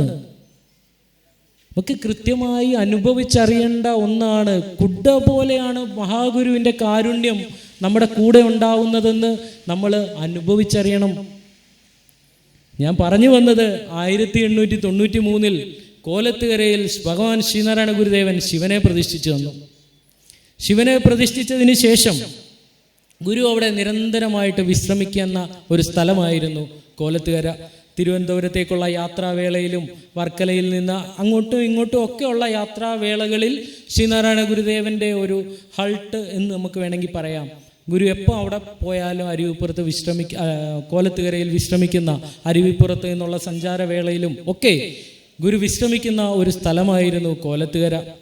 അങ്ങനെ കോലത്തുകരയിൽ വിശ്രമിക്കുന്ന സമയത്താണ് ഒരുവാതിൽ കോട്ടെ കുഞ്ഞികൃഷ്ണക്കുറുപ്പ് എന്ന് പറയുന്ന കൊട്ടാരത്തിലെ ആർട്ടിസ്റ്റ്, പടം വരയ്ക്കുന്ന, ചിത്രം വരയ്ക്കുന്ന ആളാണ് ഒരുവാതിൽ കോട്ട കുഞ്ഞികൃഷ്ണക്കുറുപ്പ്. കേട്ടിട്ടുണ്ടായിരിക്കുമെന്ന് തോന്നുന്നു, എനിക്കറിയില്ല. അദ്ദേഹം കോലത്തുകര സ്വദേശിയാണ്. ഒരുവാതിൽ കോട്ട എന്ന് പറയുന്ന അദ്ദേഹത്തിൻ്റെ വീടാണ്. ആ ചാവടയിൽ താമസിക്കുന്ന ഒരുവാതിൽ കോട്ട കുഞ്ഞികൃഷ്ണക്കുറുപ്പ് ഭഗവാൻ ശ്രീനാരായണ ഗുരുദേവൻ വിപ്ലവകരമായ പ്രതിഷ്ഠ കോലത്തുകരയിൽ നിർവഹിച്ചതിന് ശേഷം ഇതൊക്കെ അറിഞ്ഞിട്ട് ഗുരുവിനെ കാണുവാൻ ഒരവസരം ഈ കുഞ്ഞികൃഷ്ണക്കുറുപ്പിനുണ്ടായി. അതൊരു വള്ളത്തേൽ വെച്ചാണ് ഇവർ തമ്മിൽ കാണുന്നത്. ഗുരുദേവനും കുഞ്ഞികൃഷ്ണക്കുറുപ്പും ഒരു യാത്രാവേളയിൽ വള്ളത്തേൽ വെച്ച് ഗുരുവിനെ കാണുന്നു. നമ്മൾ മുമ്പേ പറഞ്ഞ ചെന്താർമങ്ങും മുഖം ഇല്ലേ, ഇവിടെ കുമാരനാശാൻ പറഞ്ഞില്ലേ, ആ മുഖം കുഞ്ഞികൃഷ്ണക്കുറുപ്പിന്റെ മനസ്സിൽ പതിഞ്ഞു. ഗുരുവിനോട് എന്തെന്നില്ലാത്ത ഭക്തിയായി കുഞ്ഞികൃഷ്ണക്കുറുപ്പിന്. അദ്ദേഹം ആർട്ടിസ്റ്റാണ്. ഇപ്പോൾ ഒരു ആർട്ടിസ്റ്റിന് ഒരാളോട് ഒരു സ്നേഹം തോന്നിയാൽ, ഇഷ്ടം തോന്നിയാൽ അദ്ദേഹം എന്തായിരിക്കും ആദ്യം ചെയ്യുക? നല്ലൊരു പടം വരയ്ക്കാൻ ശ്രമിക്കും, ഇല്ലേ? നല്ലൊരു പടം, ഗുരുവിൻ്റെ ഒരു പടം വരയ്ക്കണം, ഗുരുവിൻ്റെ ഒരു സ്വരൂപം വരച്ചെടുക്കണം എന്ന് അദ്ദേഹത്തിന് മനസ്സിൽ ഭയങ്കര ആഗ്രഹമായി. വള്ളത്തേന്നൊക്കെ ഇറങ്ങി, അന്ന് സംസാരിച്ചൊന്നുമില്ല കേട്ടോ, വള്ളത്തേന്ന് ഇറങ്ങി രണ്ടുപേരും 2 വഴിക്ക് പോയി. ഗുരുവിൻ്റെ വഴിക്കും പോയി, കുഞ്ഞികൃഷ്ണക്കുറുപ്പ് അദ്ദേഹത്തിൻ്റെ വഴിക്കും പോയി. അങ്ങനെ ഇവർ 2 പേരും വീണ്ടും കുഞ്ഞികൃഷ്ണക്കുറുപ്പ് അരുവിപ്പുറത്ത് പോയിട്ട് ഗുരുവിനെ കാണുന്ന ഒരു ചരിത്രമുണ്ട്. അരുവിപ്പുറത്ത് പോയി ഗുരുവിനെ 2ാമത് കാണുന്നു, ഗുരുവുമായിട്ട് സംഭാഷണങ്ങളൊക്കെ നടത്തുന്നു. അപ്പോഴും ആഗ്രഹം പറഞ്ഞില്ല കേട്ടോ, പടം വരയ്ക്കണമെന്നുള്ള ആഗ്രഹമൊന്നും പറഞ്ഞില്ല കുഞ്ഞികൃഷ്ണക്കുറുപ്പ്. അവിടെ പോയി കണ്ടു, ഗുരുവിനോട് കാര്യങ്ങളൊക്കെ സംസാരിച്ചു, കാര്യങ്ങളൊക്കെ പറഞ്ഞ് തിരിച്ചു പോരുന്നു. അന്ന് വൈകിട്ട് തന്നെ കുഞ്ഞികൃഷ്ണക്കുറുപ്പ് ഒരു ക്യാൻവാസ് എടുത്തു, പ്രത്യേകിച്ച് അതിൻ്റെ കൂട്ടുകളൊക്കെ എടുത്തു, ചായങ്ങളെല്ലാം എടുത്തു, ഗുരുവിൻ്റെ പടം വരയ്ക്കുവാൻ ആരംഭിച്ചു, ഗുരുവിൻ്റെ ഒരു ചിത്രം വരയ്ക്കുവാൻ ആരംഭിച്ചു. പക്ഷേ എത്ര നോക്കിയിട്ട് നടക്കുന്നില്ല, പരിപാടി അങ്ങോട്ട് സക്സസ് ആവുന്നില്ല. പലത് നോക്കി, പല ക്യാൻവാസുകൾ മാറി വരച്ചു നോക്കി, ഒന്നും നടക്കുന്നില്ല. കുഞ്ഞികൃഷ്ണക്കുറുപ്പിനെ ചെറിയ വിഷമം അടിച്ചു. ഇതെന്തായിരിക്കും എനിക്കിത് പറ്റാത്തത്? ഞാൻ ഈ കൊട്ടാരത്തിലെ പടം വരക്കാരനാണ്, ചെറിയ ആളൊന്നുമല്ല. പക്ഷേ എനിക്കിത് സാധിക്കുന്നില്ല. എന്താണ്? അങ്ങനെ ഇരിക്കുമ്പോഴാണ് കുഞ്ഞികൃഷ്ണക്കുറുപ്പിൻ്റെ മനസ്സിൽ ഒരു തോന്നലുണ്ടായത്. ഞാൻ ഇതിന് ഗുരുവിൻ്റെ കാര്യങ്ങളൊന്നും ഗുരുവിനോട് അനുമതി ചോദിച്ചില്ലല്ലോ എന്നുള്ള ഒരു ചിന്ത കുഞ്ഞികൃഷ്ണക്കുറുപ്പിൻ്റെ മനസ്സിലുണ്ടായത് അന്നേരമാണ്. കുഞ്ഞികൃഷ്ണക്കുറുപ്പ് അങ്ങനെ കോലത്തുകരയിൽ ഗുരു വരുന്നത് കാത്തു നിന്നു. അങ്ങനെ ഗുരു കോലത്തുകരയിൽ എഴുന്നള്ളുന്ന കാര്യം അറിഞ്ഞ കുഞ്ഞികൃഷ്ണക്കുറുപ്പ് അവിടെ നിന്നും കോലത്തുകരയിലെത്തി ഗുരുവിനെ കാണുന്നുണ്ട്. കുറേ നേരമൊക്കെ ഇങ്ങനെ നിന്ന് ഗുരുവിനെ അന്ന് കണ്ട് ഒരു ഓർമ്മയുണ്ടല്ലോ. അങ്ങനെ ഗുരു അടുത്ത് വിളിക്കുന്നു. കുഞ്ഞികൃഷ്ണ, എന്തുണ്ട് വിശേഷം? കാര്യങ്ങളൊക്കെ തിരക്കുന്നു. കുഞ്ഞികൃഷ്ണൻ വിശേഷങ്ങളൊക്കെ പറഞ്ഞ ശേഷം ഗുരുവിനോട് ഒരു അനുമതി ചോദിക്കുന്നുണ്ട്. ഗുരു, എനിക്കൊരാഗ്രഹമുണ്ട്. ഗുരു ചോദിച്ചു, എന്താണ് കുഞ്ഞികൃഷ്ണ? അപ്പോൾ കുഞ്ഞികൃഷ്ണൻ പറഞ്ഞു, എനിക്ക് ഗുരുവിൻ്റെ ഒരു ചിത്രം വരയ്ക്കണമെന്ന് ആഗ്രഹമുണ്ട്, അങ്ങ് അതിന് സാധിച്ചു തരണം എന്ന് പറയുമ്പോൾ ഗുരു ചോദിക്കുന്നുണ്ട്, അതിന് നാം എന്ത് ചെയ്യണം കുഞ്ഞികൃഷ്ണ? അപ്പം കുഞ്ഞികൃഷ്ണൻ തിരിച്ച് ഒരാശ്വാസമായി കുഞ്ഞികൃഷ്ണൻ തിരിച്ച് ഗുരുവിൻ്റെ അടുക്ക ചോദിക്കുന്നുണ്ട്, എനിക്ക് പടം വരയ്ക്കുന്ന രീതിയിലൊന്ന് ഇരുന്ന് തന്നാൽ മതി, ഞാൻ അതിൻ്റെ ഔട്ട്ലൈനും കാര്യങ്ങളൊക്കെ ഒന്ന് വരച്ചിട്ട് പിന്നീട് അത് പൂർത്തിയാക്കിക്കൊള്ളാം എന്ന് പറയുന്നുണ്ട്. അടുത്ത ഗുരുവിൻ്റെ ചോദ്യമാണ്, അല്ലെ മറുപടിയാണ്, ഇങ്ങനെ ഇരുന്നാൽ മതിയോ കുഞ്ഞികൃഷ്ണ എന്ന്. ഗുരു സാധാരണ കസേരയിൽ ചാരു കസേരയിലൊക്കെയാണ് ഇരിക്കുന്നത്. പക്ഷേ അന്ന് അർദ്ധ പത്മാസനത്തിൽ ബന്ധിച്ചിരുന്ന ഒരു ഗുരുവുണ്ട് കോലത്തുകരയിൽ. ഇന്നും ചെന്നാൽ നമുക്ക് അന്നിരുന്ന ഗുരുവിനെ കാണാൻ സാധിക്കും. മിഴിവിനൊരു കിഴിവും സംഭവിക്കാത്ത ഗുരുവിനെ നമുക്ക് കാണാൻ സാധിക്കും ഇന്നും. പൊക്കോ, ഇപ്പൊ ചെന്നാലും നമുക്ക് അവിടെ ഗുരുവിനെ കാണാൻ സാധിക്കും. അങ്ങനെ ഗുരു അനുമതി കൊടുത്ത് കുഞ്ഞികൃഷ്ണക്കുറുപ്പ് പൂർത്തിയാക്കിയ ഒരു ചിത്രമുണ്ട്. ഇന്നും കോലത്തുകരയുടെ മണ്ണിൽ ഇരിക്കുന്ന, ഞാൻ ഈ പറഞ്ഞ മുമ്പേ നമ്മൾ ചിത്രത്തിൻ്റെ കാര്യം പറഞ്ഞു വന്നപ്പോഴാണല്ലോ ഇങ്ങനെ പോയത്. കോലത്തുകരയിൽ ഗുരു 1893 ശിവപ്രതിഷ്ഠ നടത്തിയതിന് ശേഷം ഉള്ള ഗുരുവിൻ്റെ ഒരു 40 വയസ്സിൽ താഴെ മാത്രം പ്രായമുള്ള ഗുരുവിൻ്റെ ഫോട്ടോ. നമ്മളുടെയൊക്കെ പ്രചരണത്തിൻ്റെ കുറവ് കൊണ്ടാണ് കേട്ടോ നമുക്ക് ഇങ്ങനെയൊക്കെയുള്ള ഇത് പറ്റിപ്പോയത്. വിവേകാനന്ദ സ്വാമി 1893 അമേരിക്കയിലെ ചിക്കാഗോയിൽ സർവമത സമ്മേളനത്തിൽ എൻ്റെ സഹോദരന്മാരെ എന്ന് എന്ന പ്രസംഗത്തിലൂടെ ഫേമസ് ആയി നാട്ടി വന്നപ്പോഴത്തെ ഫോട്ടോയാണ് ഇന്നും നമ്മൾ കണ്ടുകൊണ്ടിരിക്കുന്ന. നല്ല യുവകോമളനായ, തലയിൽ ഇങ്ങനെ തലപ്പാവൊക്കെ വെച്ചിട്ടിരിക്കുന്ന അല്ലേ, അതാണെന്ന് പ്രചരിക്കപ്പെട്ടത്. പക്ഷേ ഗുരുവിൻ്റെ ചിത്രമോ? നമ്മളുടെ യൂത്തിൻ്റെ ഇടയ്ക്കൽ ഗുരുവിൻ്റെ ചിത്രം കൊണ്ടുവന്നാൽ അവരെന്തോ പറയും, ഈ അപ്പച്ചനെ കൊണ്ടൊക്കെ എന്നാ സാധിക്കാനാന്ന് ചോദിക്കില്ലേ? ഒന്ന് ആലോചിച്ചേ, കുമാരനാശാൻ ചെന്താർ മങ്ങ് മുഖം ചേതന നയനയുഗം എന്ന് പറഞ്ഞ ആ മുഖത്തെ പറ്റി ഒന്ന് ആലോചിച്ചേ. അരുവിപ്പുറത്ത് കോലത്തുകരയിൽ ആർട്ടിസ്റ്റ് കുഞ്ഞികൃഷ്ണക്കുറുപ്പ് വരച്ച ആ ചിത്രത്തെ പറ്റി ഒന്ന് ചിന്തിച്ച്, ഗുരുവിൻ്റെ സ്വരൂപത്തെ ഒന്ന് മനസ്സിൽ ആലോചിച്ച് ഒന്ന്. എന്ത് യുവകോമളനായിട്ടുള്ള ചെറുപ്പക്കാരനായിട്ടുള്ള ആ ഗുരുവിനെയായിരുന്നു ഇന്ന് പ്രചരിപ്പിച്ചിരുന്നതെങ്കിൽ ഇന്ന് നമ്മളുടെ യുവതലമുറ ഇല്ലേ? ഒന്ന് ആലോചിച്ചിട്ടുണ്ടോ നമ്മൾ അതിനെപ്പറ്റി? ഞാൻ ഇടയ്ക്കൊക്കെ ചിന്തിക്കാറുണ്ട് കേട്ടോ. അതുകൊണ്ടാണ് ഞാൻ പറഞ്ഞതിനകത്ത് എന്തെങ്കിലും വിഷമം തോന്നിയിട്ടുണ്ടെങ്കിൽ നമ്മളുടെയൊക്കെ മനസ്സിലുള്ള രൂപമാണ്, മോശമാണ് എന്നല്ല ഞാൻ പറഞ്ഞത്. പ്രചരിപ്പിക്കേണ്ട സമയത്ത് നമുക്ക് പ്രചരിപ്പിക്കാൻ പറ്റാതെ പോയതിൻ്റെ ഒരു കുഴപ്പം ചൂണ്ടിക്കാട്ടി എന്ന് മാത്രമേ ഉള്ളൂ. അങ്ങനെയുള്ള ആ വരച്ച ഗുരുവിൻ്റെ ചിത്രം, അത് കഴിഞ്ഞ് ഗുരു അവിടുന്ന് യാത്രയായി. കുറേ കാലത്തിന് ശേഷം ഈ പറഞ്ഞ ഒരു വാതുക്കൽ കോട്ട ചാവടിയിൽ ആ ഫോട്ടോ ഇരുന്നു. കുഞ്ഞികൃഷ്ണക്കുറുപ്പിന് കുറേ നാളായിട്ട് പ്രിയം അപരൻ്റെ അതൻ പ്രിയം എന്നാണല്ലോ ഗുരു പറഞ്ഞേക്കുന്നത് അല്ലേ. എൻ്റെ വീട്ടിൽ ഈ ഫോട്ടോ ഇരിക്കുന്നതുകൊണ്ട് എനിക്ക് മാത്രമേ ഭാഗ്യം ലഭിക്കുകയുള്ളൂ, ഗുരുവിനെ കാണാൻ എന്ന് ഭാഗ്യം ലഭിക്കുകയുള്ളെന്ന് വിചാരിച്ച കുഞ്ഞികൃഷ്ണക്കുറുപ്പ് ആ ഫോട്ടോ കോലത്തുകര ക്ഷേത്രത്തിൽ കൊണ്ട് കൊടുക്കാൻ വേണ്ടി പോകുന്നുണ്ട്. മകനെയും കൂട്ടിയാണ് പോകുന്നത്. ഇവർ രണ്ടുപേരും ഫോട്ടോയുമായിട്ട് ഫോട്ടോയുടെ കാര്യമൊക്കെ പറയുമ്പോൾ നമുക്ക് ആ ചരിത്രം വായിക്കുമ്പോൾ മനസ്സിലാകുന്നത്, തേക്ക് തടി കടഞ്ഞെടുത്ത് കൃത്യമായ നല്ല രീതിയിൽ ഫ്രെയിം ഉണ്ടാക്കി അന്ന് കിട്ടാവുന്നതിലെ ഏറ്റവും നല്ല ക്യാൻവാസ് ഉപയോഗിച്ച് വിവിധ തരത്തിലുള്ള പച്ചിലച്ചാറുകൾ പടത്തിനൊരു കേടും വരാതിരിക്കാൻ, തലമുറകൾ കഴിഞ്ഞാലും കേടുവരാതിരിക്കുന്ന രീതിയിൽ അന്ന് അങ്ങനെ ചേർത്തിട്ടാണ് കുഞ്ഞുകൃഷ്ണക്കുറുപ്പ് വരച്ചത്. ചുമ്മാ ഒരു തമാശ, കളിതമാശയായിട്ടല്ല കുഞ്ഞുകൃഷ്ണക്കുറുപ്പ് അതിനെ എടുത്തത്. ഗുരു ഇരുന്ന് കൊടുത്തതും അതുകൊണ്ടായിരിക്കില്ലല്ലോ. നമുക്ക് അങ്ങനെ ചിന്തിക്കരുതോ? ഗുരു ഇരുന്ന് കൊടുത്ത ആ ചിത്രം അടുത്ത തലമുറകൾക്കും കിട്ടണമെന്നുള്ള ഉദ്ദേശത്തിൽ തന്നെയാണ് കുഞ്ഞുകൃഷ്ണക്കുറുപ്പ് അത് വരച്ചതും. ആ വരച്ച ചിത്രം കുറേ നാൾ അദ്ദേഹത്തിൻ്റെ വീട്ടിലിരുന്നെങ്കിലും പിന്നീട് അദ്ദേഹത്തിന് ചിന്ത മാറി. ഇത് എൻ്റെ വീട്ടിൽ ഇരിക്കുന്നതുകൊണ്ട് എനിക്ക് മാത്രമേ ഗുണമുള്ളൂ, വേറെ ആർക്കും ഗുണമില്ല. എൻ്റെ ഗുരുവിനെ ലോകം മുഴുവൻ കാണണം എന്നുള്ള ആഗ്രഹം കൊണ്ട് കുഞ്ഞുകൃഷ്ണക്കുറുപ്പ് അത് കോലത്തുകരയുടെ ക്ഷേത്രത്തിൽ, അന്ന് ക്ഷേത്രമൊക്കെ ഉണ്ടല്ലോ, ആ ക്ഷേത്രത്തിൽ കൊണ്ട് ഏൽപ്പിക്കുന്നുണ്ട്. ആ ഫോട്ടോ ആണ് 1916. 1916 പ്രത്യേകത എന്താണ്? 1916 പ്രത്യേകത ആർക്കും അറിയത്തില്ലേ? 1916 ഭഗവാൻ ശ്രീനാരായണ ഗുരുദേവന് 60 വയസ്സ്, ഷഷ്ട്യബ്ദപൂർത്തി അല്ലേ? കേട്ടിട്ടില്ലേ? ആ ഷഷ്ടിപൂർത്തി വേളയിലാണ് കുമാരനാശാൻ ഗുരുസ്തവൻ രചിച്ചത് എന്ന് കേട്ടിട്ടില്ലേ? കേട്ടിട്ടില്ലേ?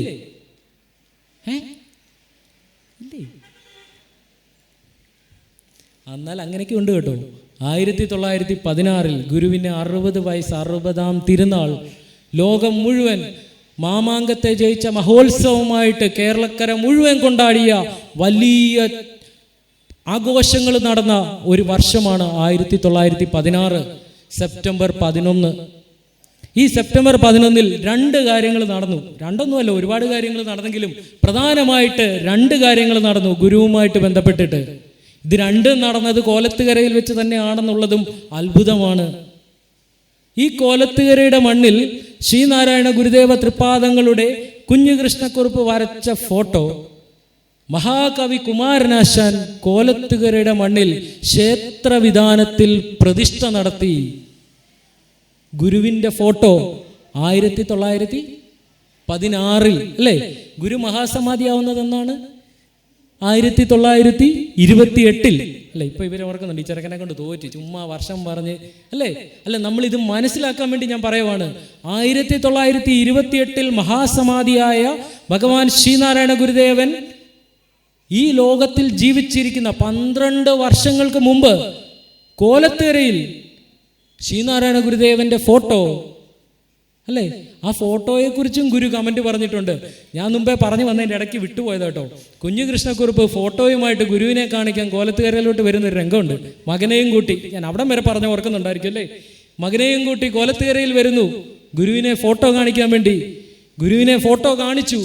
ഗുരു പറഞ്ഞു, ഇത് നമ്മെ പോലെ തന്നെ ഇരിക്കുന്നല്ലോ എന്ന് ഗുരു കമന്റ് പറഞ്ഞ ഒരു ഫോട്ടോയാണ്. നമ്മൾ മനസ്സിലാക്കണം, ഇത് നമ്മെ പോലെ തന്നെ ഇരിക്കുന്നല്ലോ എന്ന്. അവിടെയും പിന്നെയും ചരിത്രമുണ്ട്.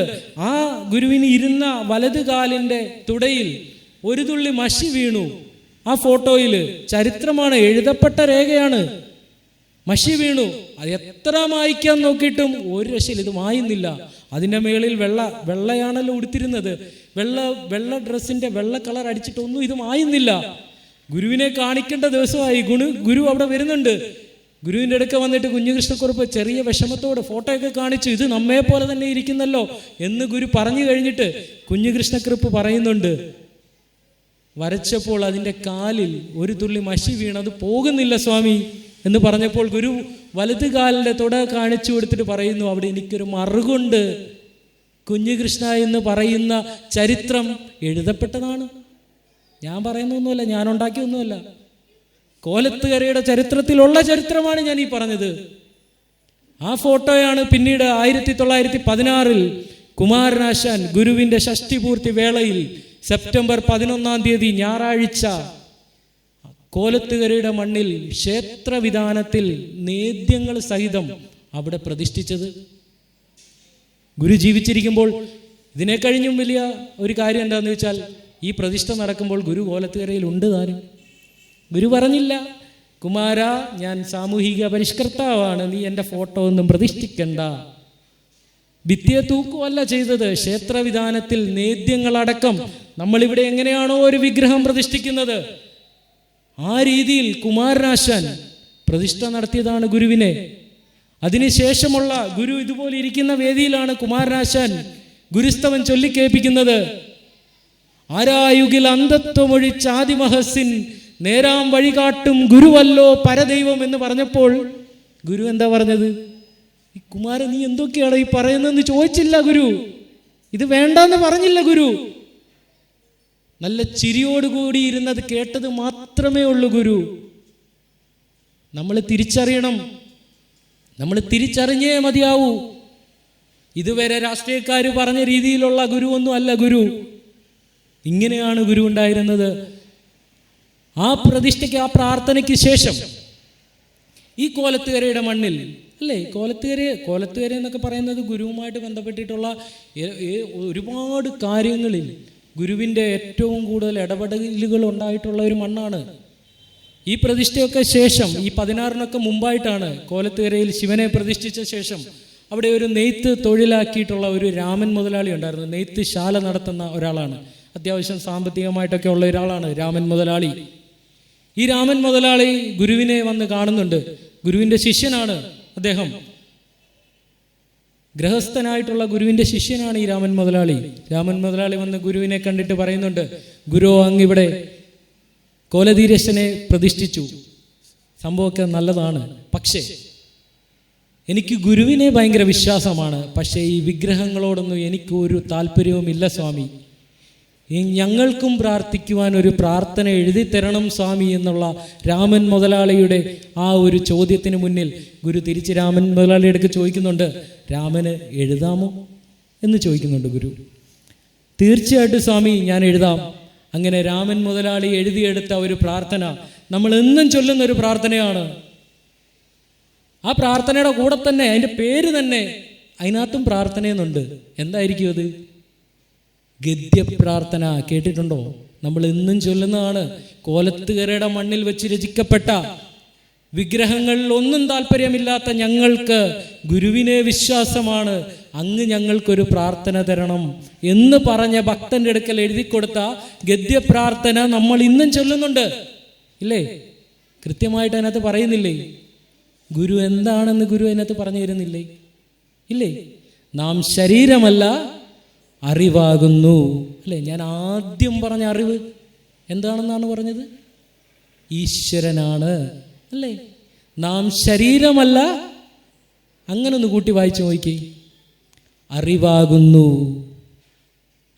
ഇനി ബാക്കി കേക്കട്ടെ. എല്ലാവരും ഇന്ന് ഉറങ്ങുവാണോ എന്ന് അറിയണമല്ലോ. ഈ ശരീരമുണ്ടാകുന്നതിന് മുൻപിലും അറിവായ നാം ഉണ്ടായിരുന്നു. ഇനി ഇതൊക്കെയുമില്ലാതെ പോയാലും നാം ഇപ്രകാരം പ്രകാശിച്ചുകൊണ്ട് തന്നെ ഇരിക്കും എന്നാണ് പറഞ്ഞു തന്നത് അല്ലേ? അങ്ങനല്ലേ പറഞ്ഞു തന്നത്? പിന്നെ ഗുരു സാക്ഷാത് പരബ്രഹ്മമല്ലാതെ പിന്നെ ആരാണ്? നമ്മളൊന്ന് ചിന്തിച്ചു നോക്കി. അതിനുശേഷം ശ്രീനാരായണ ഗുരുദേവൻ നമുക്ക് ഒരു ഗദ്യകൃതി, മൊത്തം 5 ഗദ്യകൃതി ഉണ്ട് കേട്ടോ. അതറിയാമോ? 5 ഗദ്യകൃതികൾ. അടിപൊളി. ഗുരുദേവ കൃതിക്കകത്ത് ശ്രീനാരായണ ഗുരുദേവ കൃതികൾ, സമ്പൂർണ്ണ കൃതികൾ നമ്മൾ എടുക്കുമ്പോൾ അതിൻ്റെ ആദ്യത്തെ ഭാഗത്ത് സ്തോത്ര കൃതികളാണ് അല്ലേ? ഞാനിപ്പോൾ ചൊല്ലിയ കോലധീരശസ്തവ അടക്കം എങ്ങോട്ട് ശിവനെയും സുബ്രഹ്മണ്യനെയും ഗണപതിയെയും വിനായകനെയും ദേവിയെയും ഒക്കെ സ്തുതിച്ചു കൊണ്ടിട്ടുള്ള 33ഓളം സ്തോത്ര കൃതികൾ ശ്രീനാരായണ ഗുരുദേവൻ നമുക്കായിട്ട് തന്നിട്ടുണ്ട്. അതിനുശേഷം ദാർശനിക കൃതികൾ എന്ന് പറഞ്ഞിട്ട് അടുത്ത ഒരു വിഭാഗമുണ്ട് അല്ലേ? ആത്മോപദേശതകം, ദർശനമാല, അദ്വൈത ദീപിക, ദൈവദശകം അടക്കം ഉള്ള ദാർശനിക കൃതികൾ. അത് കഴിഞ്ഞിട്ട് പിന്നെ ഒരു സെഷനുണ്ട് പ്രബോധനാത്മക കൃതികൾ അല്ലേ? ജാതി നിർണയം, ജാതി ലക്ഷണം, അങ്ങനെയൊക്കെ ജാതി മീമാംസ അങ്ങനെയൊക്കെ പറയുന്ന കൃതികൾ. അതും കഴിഞ്ഞിട്ട് മുന്നോട്ട് വരുമ്പോൾ തർജ്ജമകളുണ്ട്. ഈശവാസ്യോപനിഷത്ത് അടക്കമുള്ള തർജ്ജമകൾ. അതും കഴിഞ്ഞിട്ട് വരുന്ന ഒരു ഏറ്റവും അവസാനമായിട്ടൊക്കെ വരുന്ന ഒരു സെഷനാണ് ഗദ്യകൃതികൾ അല്ലേ? ദൈവചിന്തനം 1, ചിജ്ജട ചിന്തകം, ദൈവചിന്തനം 2, ഗദ്യ പ്രാർത്ഥന. ഇനി ഞാൻ പറയാൻ പോകുന്ന ആത്മവിലാസം എന്ന് പറയുന്ന ഒരു കൃതി. ഇന്ന് തന്നെ അമ്മമാരും അച്ഛന്മാരും ഒക്കെ വീട്ടിൽ ചെന്ന് എല്ലാവരുടെയും ഗുരുദേവകൃതി ഉണ്ടോ? ഉണ്ട്. സന്തോഷം. ഗുരുദേവകൃതി എടുക്കുക, അതിൻ്റെ അവസാന ഭാഗം മറിക്കുക. ആത്മവിലാസം എന്ന് പറയുന്ന ഗുരുദേവൻ എഴുതിയ ഒരു ഗദ്യകൃതിയുണ്ട്. സംസ്കൃതമൊന്നുമല്ല, പച്ച മലയാളത്തിൽ എഴുതിയ ആത്മവിലാസം. എല്ലാവരും ഇന്ന് തന്നെ പോയി വായിക്കണേ. ഒരപേക്ഷയാണ്. ഒരു തവണയെങ്കിലും നമ്മൾ വായിച്ചിരിക്കേണ്ട ഒരു ഗദ്യകൃതി. അതിനകത്ത് ശ്രീനാരായണ ഗുരുദേവൻ ദൈവത്തെ കൃത്യമായിട്ട് നമുക്ക് പറഞ്ഞു തരുന്നുണ്ട്, അല്ലേ? നമ്മൾ കേട്ടിട്ടുള്ള നാമരൂപരസഗന്ധരഹിതനായ ദൈവം എന്നല്ലേ കേട്ടിട്ടുള്ളേ? സ്വയം പ്രകാശിക്കുകയും മറ്റുള്ളതിനെ എല്ലാം പ്രകാശിപ്പിക്കുകയും ചെയ്യുന്ന സ്വരൂപമാണെന്ന് നമ്മൾ പഠിച്ചിട്ടുണ്ടല്ലേ? അതിനകത്ത് ഗുരുദേവൻ നമുക്ക് കൃത്യമായിട്ട് ദൈവത്തിന് ഡെഫിനിഷൻ തരുന്നുണ്ട്. കൃത്യമാണ്. ഇന്ന് തന്നെ, ചെറിയതാണ് കേട്ടോ, ഇന്ന് തന്നെ പോയി ചൊല്ലണേ. ഒരു മകൻ്റെ അപേക്ഷയായിട്ട് കണ്ടെങ്കിലും അമ്മമാരും എൻ്റെ സഹോദരങ്ങളും എല്ലാം ഇന്ന് തന്നെ പോയി അത് ചൊല്ലണേ. ഒന്നെടുത്ത് വായിച്ചു നോക്കണേ. ആത്മവിലാസം. അതിനകത്ത് കൃത്യമായിട്ട് ഗുരു ദൈവത്തെ ഇങ്ങനെ പറയുന്നു: ദൈവം കണ്ണില്ലാതെ കാണുകയും ചെവിയില്ലാതെ കേൾക്കുകയും നാവില്ലാതെ രുചിക്കുകയും ത്വക്കില്ലാതെ സ്പർശിക്കുകയും ചെയ്യുന്ന ചിത്പുരുഷനാവുന്നു. എന്താവുന്നെന്നാ പറഞ്ഞേ? ചിത്പുരുഷനാവുന്നു. നാം ദൈവത്തിൻ്റെ പ്രതിപുരുഷനാവുന്നു എന്ന് ശ്രീനാരായണ ഗുരുദേവൻ അടിവരയിട്ട് പറയുന്ന കൃതിയാണ് ആത്മവിലാസം. ഈ ആത്മവിലാസത്തിൻ്റെ ഏറ്റവും അവസാന ഭാഗത്തോട്ട് ഇതാ നാമും ദൈവവും ഒന്നായി പോകുന്നു എന്നുകൂടി പറഞ്ഞു വെക്കുന്നുണ്ട് ഗുരുദേവൻ. നമ്മളിതൊക്കെ പഠിക്കണേ. നോക്കൂ, നമുക്കിങ്ങനെയാണ് ഗുരുവിനെ പഠിക്കാൻ സാധിക്കുക. നമ്മൾ ഇങ്ങനെയാണ് പഠിക്കേണ്ടത് ഗുരുവിനെ. ഗുരുദേവ കൃതികൾ, നമ്മൾ ഈ പറഞ്ഞു വന്ന ഗുരുദേവ കൃതികളൊക്കെ നമ്മൾ ഈ വളരെ ഭക്തിരസത്തോടുകൂടി ഭഗവാന്റെ മുന്നിൽ കുറെ പുഷ്പങ്ങൾ അർപ്പിച്ച് ചൊല്ലുന്ന കൃതികൾ മാത്രമൊന്നും അല്ല കേട്ടോ ഗുരുവിൻ്റെ കൃതികൾ. ഗുരുവിൻ്റെ കൃതികൾക്കെല്ലാം തന്നെ അതിൻ്റെ ഓരോ കൃതികൾക്കും അതിൻ്റെതായുള്ള ശാസ്ത്രീയമായിട്ടുള്ള മാനങ്ങളുള്ള കൃതികളാണ് ഗുരുവിൻ്റെ കൃതികൾ. കൃത്യമാണ് ഓരോ കൃതിയും. ബാഹുലയാഷ്ടകം അല്ലേ? മന്ത്രങ്ങൾ അടുക്കി പെറുക്കി വെച്ചിട്ട് അതിനൊന്നും ഈ പറയുന്ന കൃതികൾക്കൊക്കെ കൃത്യമായിട്ടുള്ള എന്താ പറയുന്നത്, നമ്മുടെ എന്തതിന് പറയുന്നത്, കാകളിയും അങ്ങനെയൊക്കെയുള്ള വൃത്തങ്ങളും ഒക്കെ ഉണ്ടല്ലോ. ഇതൊന്നും ഗുരുവിനെ ഒന്നും ബാധിച്ചിട്ടൊന്നുമില്ല കേട്ടോ. മനുഷ്യനൊന്നും എടുത്ത് പ്രയോഗിക്കാത്ത തരത്തിലുള്ള വൃത്തങ്ങൾ ഉപയോഗിച്ചിട്ട് പോലും ഗുരു കൃതികൾ എഴുതിയിട്ടുണ്ട്. കാളി നാടകമൊക്കെ ഒരു സൈഡിൽ നിന്ന് തുടങ്ങിയാൽ നിർത്തണമെങ്കിൽ നമ്മൾ കുറെ പാടുപെടണം. അങ്ങനെയൊക്കെയാണ് കാളി നാടകമൊക്കെ എഴുതിയിരിക്കുന്നത്.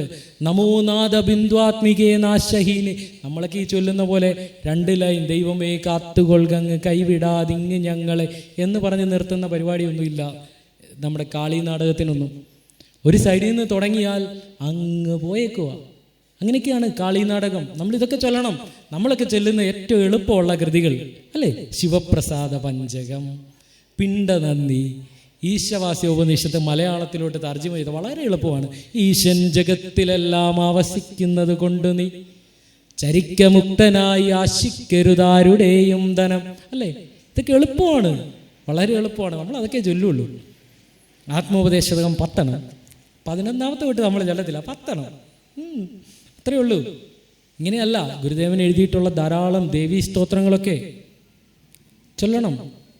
ദേവി പ്രണാമ ദേവി അഷ്ടകമുണ്ട്, നമ്മൾ ചൊല്ലണം. ഇതിനൊക്കെ ഗുരുദേവൻ ഇതിൻ്റെയൊക്കെ താഴെ ബലശ്രുതിയായിട്ട് കൃത്യമായിട്ട് പറഞ്ഞു തരുന്നുണ്ട് ഇല്ലേ? പറഞ്ഞു തരുന്നില്ലേ? ഭദ്രകാളി അഷ്ടകത്തിൻ്റെ അവസാനം എന്താണ് പറഞ്ഞു തരുന്നത്? ദേവി പാദ പയോജ പൂജനമിതി ശ്രീഭദ്രകാളിയാഷ്ടകം രോഗൗഗാഗന അനിലായതമിതം പ്രാതപ്രകേയപ്പടൻ. രാവിലെ ചൊല്ലണം. കൃത്യമായിട്ട് മരുന്ന് പോലെ പറഞ്ഞു തരുന്നത്. ചെല്ലാറുണ്ടോ? അതുകൊണ്ടുള്ള ഗുണം എന്താണെന്നും അതിനകത്ത് തന്നെ പറയുന്നുണ്ട് ഇല്ലേ? പറയുന്നില്ലേ? എന്താ പറഞ്ഞു തരുന്നത്? രോഗൗഗാഗന അനിലായുധമിതം. നമ്മളുടെ രോഗങ്ങളാകുന്ന പ്രശ്നങ്ങൾ മേഘക്കൂട്ടം കാറ്റടിച്ചു പോകുന്നത് പോലെ പറത്തിക്കളയാൻ കഴിവുള്ള പ്രാർത്ഥനയാണെന്ന് നമുക്ക് പറഞ്ഞു തരുന്നുണ്ട്. ചൊല്ലാറുണ്ടോ നമ്മൾ? ഭദ്രകാളി അഷ്ടകം ചൊല്ലണം. നമുക്ക് ചൊല്ലി പഠിക്കാമെങ്കിൽ വളരെയേറെ സൗന്ദര്യത്തോടു കൂടി നമുക്ക് ചൊല്ലാൻ കഴിയുന്ന സ്തോത്രങ്ങളാണ് ഞാനീ പറഞ്ഞ ദേവി പ്രണാമ ദേവ്യാഷ്ടകം. നമുക്കൊക്കെ നമ്മളുടെ കുട്ടികളൊക്കെ പഠിക്കുന്ന എൻ്റെയൊക്കെ സഹോദരങ്ങളൊക്കെ ദേവി പ്രണാമ ദേവ്യാഷ്ടകമൊക്കെ ചൊല്ലണം. നമുക്ക് പിന്നെ ഏത് വിഷയവും ഈസി ആയിട്ട് കൈകാര്യം ചെയ്യാവുന്ന രീതിയിലാണ് ദേവി പ്രണാമ ദേവ്യാഷ്ടമൊക്കെ ഉള്ളത്. പാദഭക്തജന പാലനാധിക പരായണ ഭവഭയാപഹ ഭൂതമാനസ പുരാണ പൂരുഷ പുരന്തരാദി പുരുപൂജിത സാധു സാധിത സരസ്വതി സകല സമ്പ്രദായ സമുദാഹൃത ശാദശാരദ ശശാങ്ക ശേഖര ശിവ ശിവ ശിവമുദീയതാം എന്ന് പറഞ്ഞു തുടങ്ങുന്ന ദേവി പ്രണാമ ദേവ്യാഷ്ടകം നമ്മൾ ചൊല്ലണം. ആദ്യമൊക്കെ ഇച്ചിരി പാടാന്നേ, നമ്മൾ അക്ഷരങ്ങൾ പദമൊക്കെ ഇങ്ങനെ പിരിച്ചൊക്കെ നമ്മൾ പഠിക്കണം.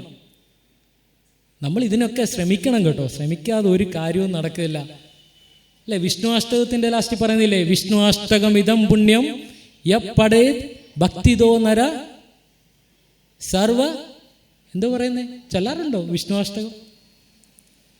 സർവപാപ വിനിർമുക്തേർ വിഷ്ണു ലോകം സഗച്ഛതി. വിഷ്ണു ലോകത്തിൽ പോകുവാൻ ആഗ്രഹിക്കുന്ന ഏതൊരാളും വിഷ്ണു അഷ്ടകം ചൊല്ലണം. നമ്മളിവിടെ വേറെ എന്ത് ചെയ്തിട്ടും കാര്യമില്ലാതെ കൃത്യമായിട്ട് പറയുന്നുണ്ട് നീ. അങ്ങനെ ഒരുമാതിരിപ്പെട്ട എല്ലാ കൃതിക്കും ബലശ്രുതികൾ സഹിതമാണ്. അതുകൊണ്ടുള്ള ഗുണം എന്നാന്ന് കൃത്യമായിട്ട് പറഞ്ഞു തരുന്നു. വേറെ ഏതെങ്കിലും പ്രാർത്ഥനയിൽ നമുക്ക് ഇന്നു വരെ നമുക്കങ്ങനെ കാണാൻ കഴിഞ്ഞിട്ടുണ്ടോ? ചോദ്യമാണ്. തിരിച്ചറിയണം. നമ്മൾ തിരിച്ചറിഞ്ഞേ മതിയാവൂ.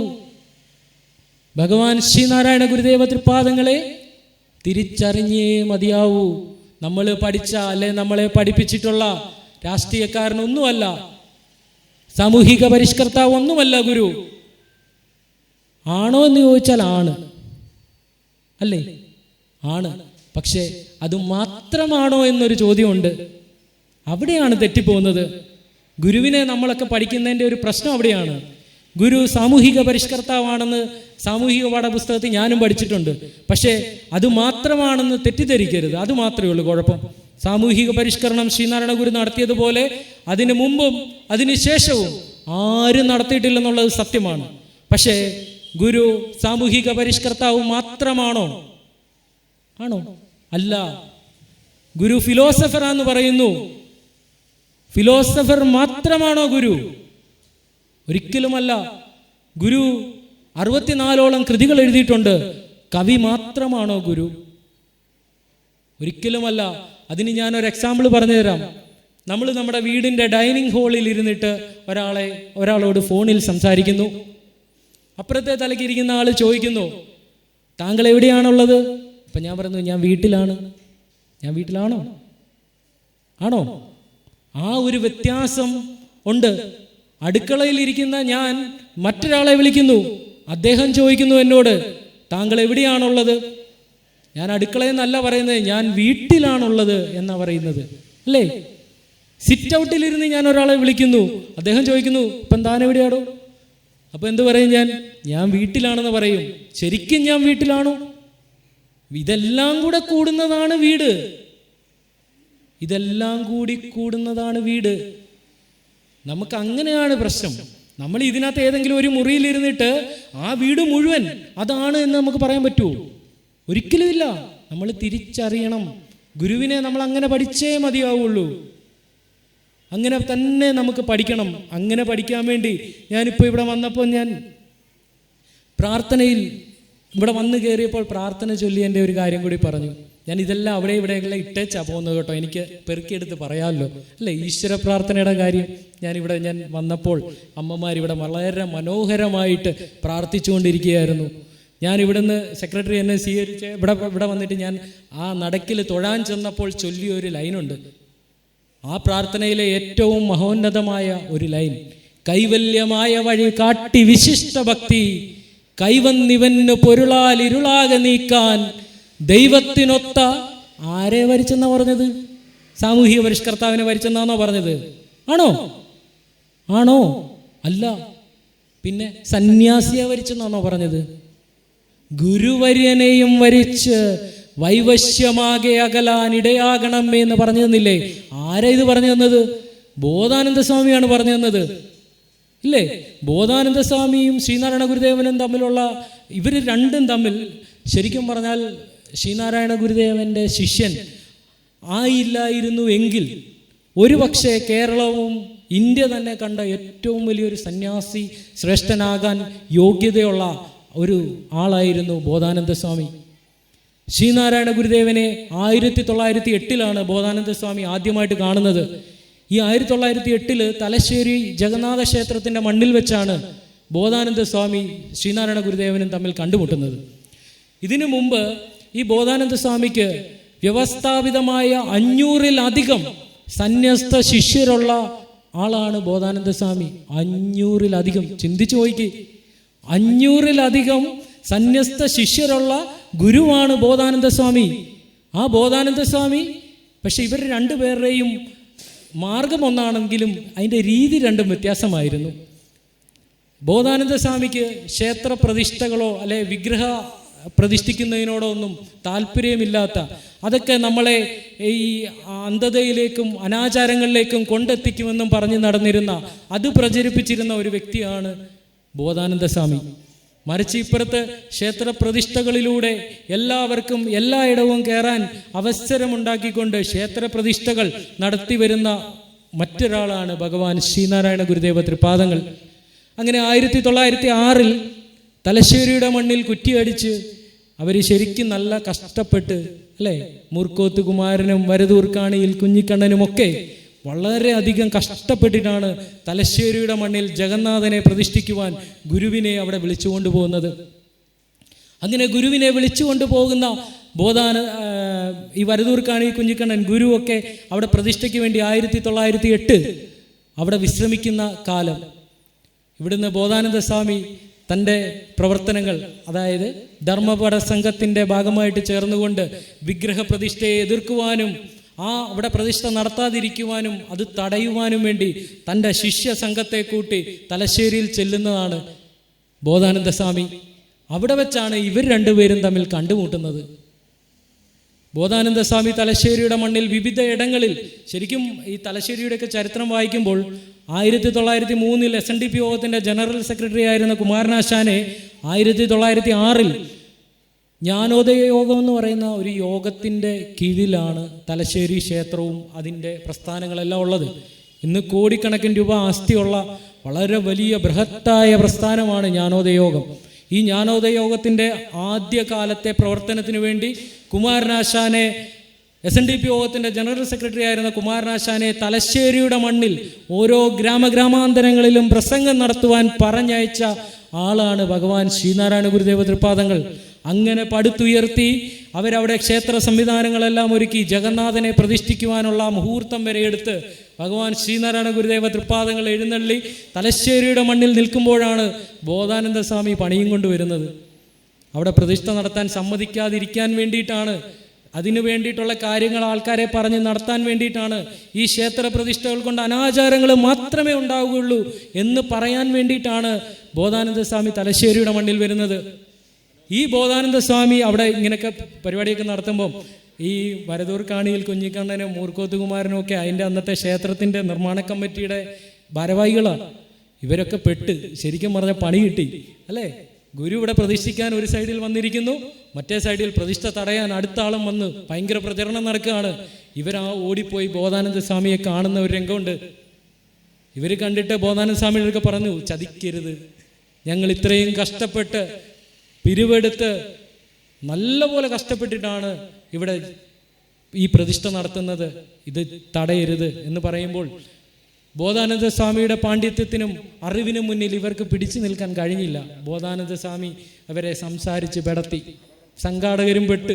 ലാസ്റ്റ് ഇവർക്ക് ഞാൻ മുമ്പേ പറഞ്ഞ ആ നേരത്ത് തോന്നുന്ന ഒരു തോന്നലുണ്ടല്ലോ, നമുക്ക് അപ്പം തോന്നണ്ടേ എന്തെങ്കിലും ഒരു ഐഡിയ. ഞാൻ മുമ്പേ ഒരു കഥ സഹിതം പറഞ്ഞു തന്നില്ല നിങ്ങൾക്ക്, അങ്ങനെ ഒരു ഐഡിയ തോന്നി. ഇവർ പറഞ്ഞു, സ്വാമി ഒരു കാര്യം ചെയ്യും, ശ്രീനാരായണ ഗുരുദേവ തൃപ്പാദങ്ങൾ തലശ്ശേരിയുടെ മണ്ണിൽ വിശ്രമിക്കുന്നുണ്ട്, അങ്ങ് ഗുരുവിനെ പോയി കണ്ട് ഗുരുവിനോട് നേരിട്ട് കാര്യം പറ, അല്ലാതെ ഇവിടെ നിന്ന് ഇങ്ങനെയൊക്കെ ചെയ്തിട്ട് എന്താ കാര്യം? ശരി, നാം ഗുരുവിനെ കാണാൻ വരാം. അങ്ങനെയാണ് ബോധാനന്ദനും ഗുരുവുമായിട്ടുള്ള ബോധാനന്ദ ചന്ദ്രിക ശ്രീനാരായണ സൂര്യനിൽ ആദ്യം കാണുന്നത് അവിടെയാണ്. അവിടെ വന്ന് ഇവർ തമ്മിൽ നേരെ നോക്കിയത് മാത്രമേ ഉള്ളൂ കേട്ടോ, സംസാരമൊന്നുമില്ല. നോ സംസാരം, ഒരു സംസാരവുമില്ല. ഗുരുവിൻ്റെ കണ്ണിലേക്ക് കുറച്ചു നേരം നോക്കിയത് മാത്രമേ ഉള്ളൂ. ഞാൻ മുമ്പേ പറഞ്ഞ കണ്ണ്, രവീന്ദ്രനാഥ ടാഗോറിന് മനസ്സിലായ കണ്ണ്, മഹാകവി കുമാരനാശാന് നമുക്ക് പറഞ്ഞു തന്ന കണ്ണ്, അല്ലേ? ചേതന നയനയുഗം, അല്ലേ? അനന്തതയിലേക്ക് നീട്ടിയിരിക്കുന്ന യോഗ നയനങ്ങൾ രവീന്ദ്രനാഥ ടാഗോർ പറഞ്ഞെന്ന ഇതാണ് ബോധാനന്ദ സ്വാമി കാണുന്നത്. ദീർഘദണ്ഡ നമസ്കാരം നടത്തി അന്നു തൊട്ട് ഗുരുവിനോട് കൂടെ ചേർന്ന 1912 4 വർഷത്തിന് ശേഷം ശിവഗിരിയിൽ ശാരദാമഠത്തിന്റെ പ്രതിഷ്ഠയ്ക്ക് ശേഷം ഗുരുവിന്റെ സന്യസ്ത ശിഷ്യ പരമ്പരയിൽ ചേരുകയും പിന്നീട് 1926 മെയ് 3 ശ്രീനാരായണ ഗുരുദേവൻ തൻ്റെ പരമ്പര ബോധാനന്ദനിലൂടെ തുടരുമെന്ന് വിൽപത്രം എഴുതി ആറ്റിങ്ങൽ സബ് രജിസ്ട്രാർ ഓഫീസിൽ വെച്ച് എഴുതിയ ബോധാനന്ദ സ്വാമിയാണ് ഈ പറഞ്ഞ ഈശ്വര പ്രാർത്ഥനയിൽ പറയുന്നത്. എന്തു പറഞ്ഞു? എന്താണ് പറഞ്ഞത്?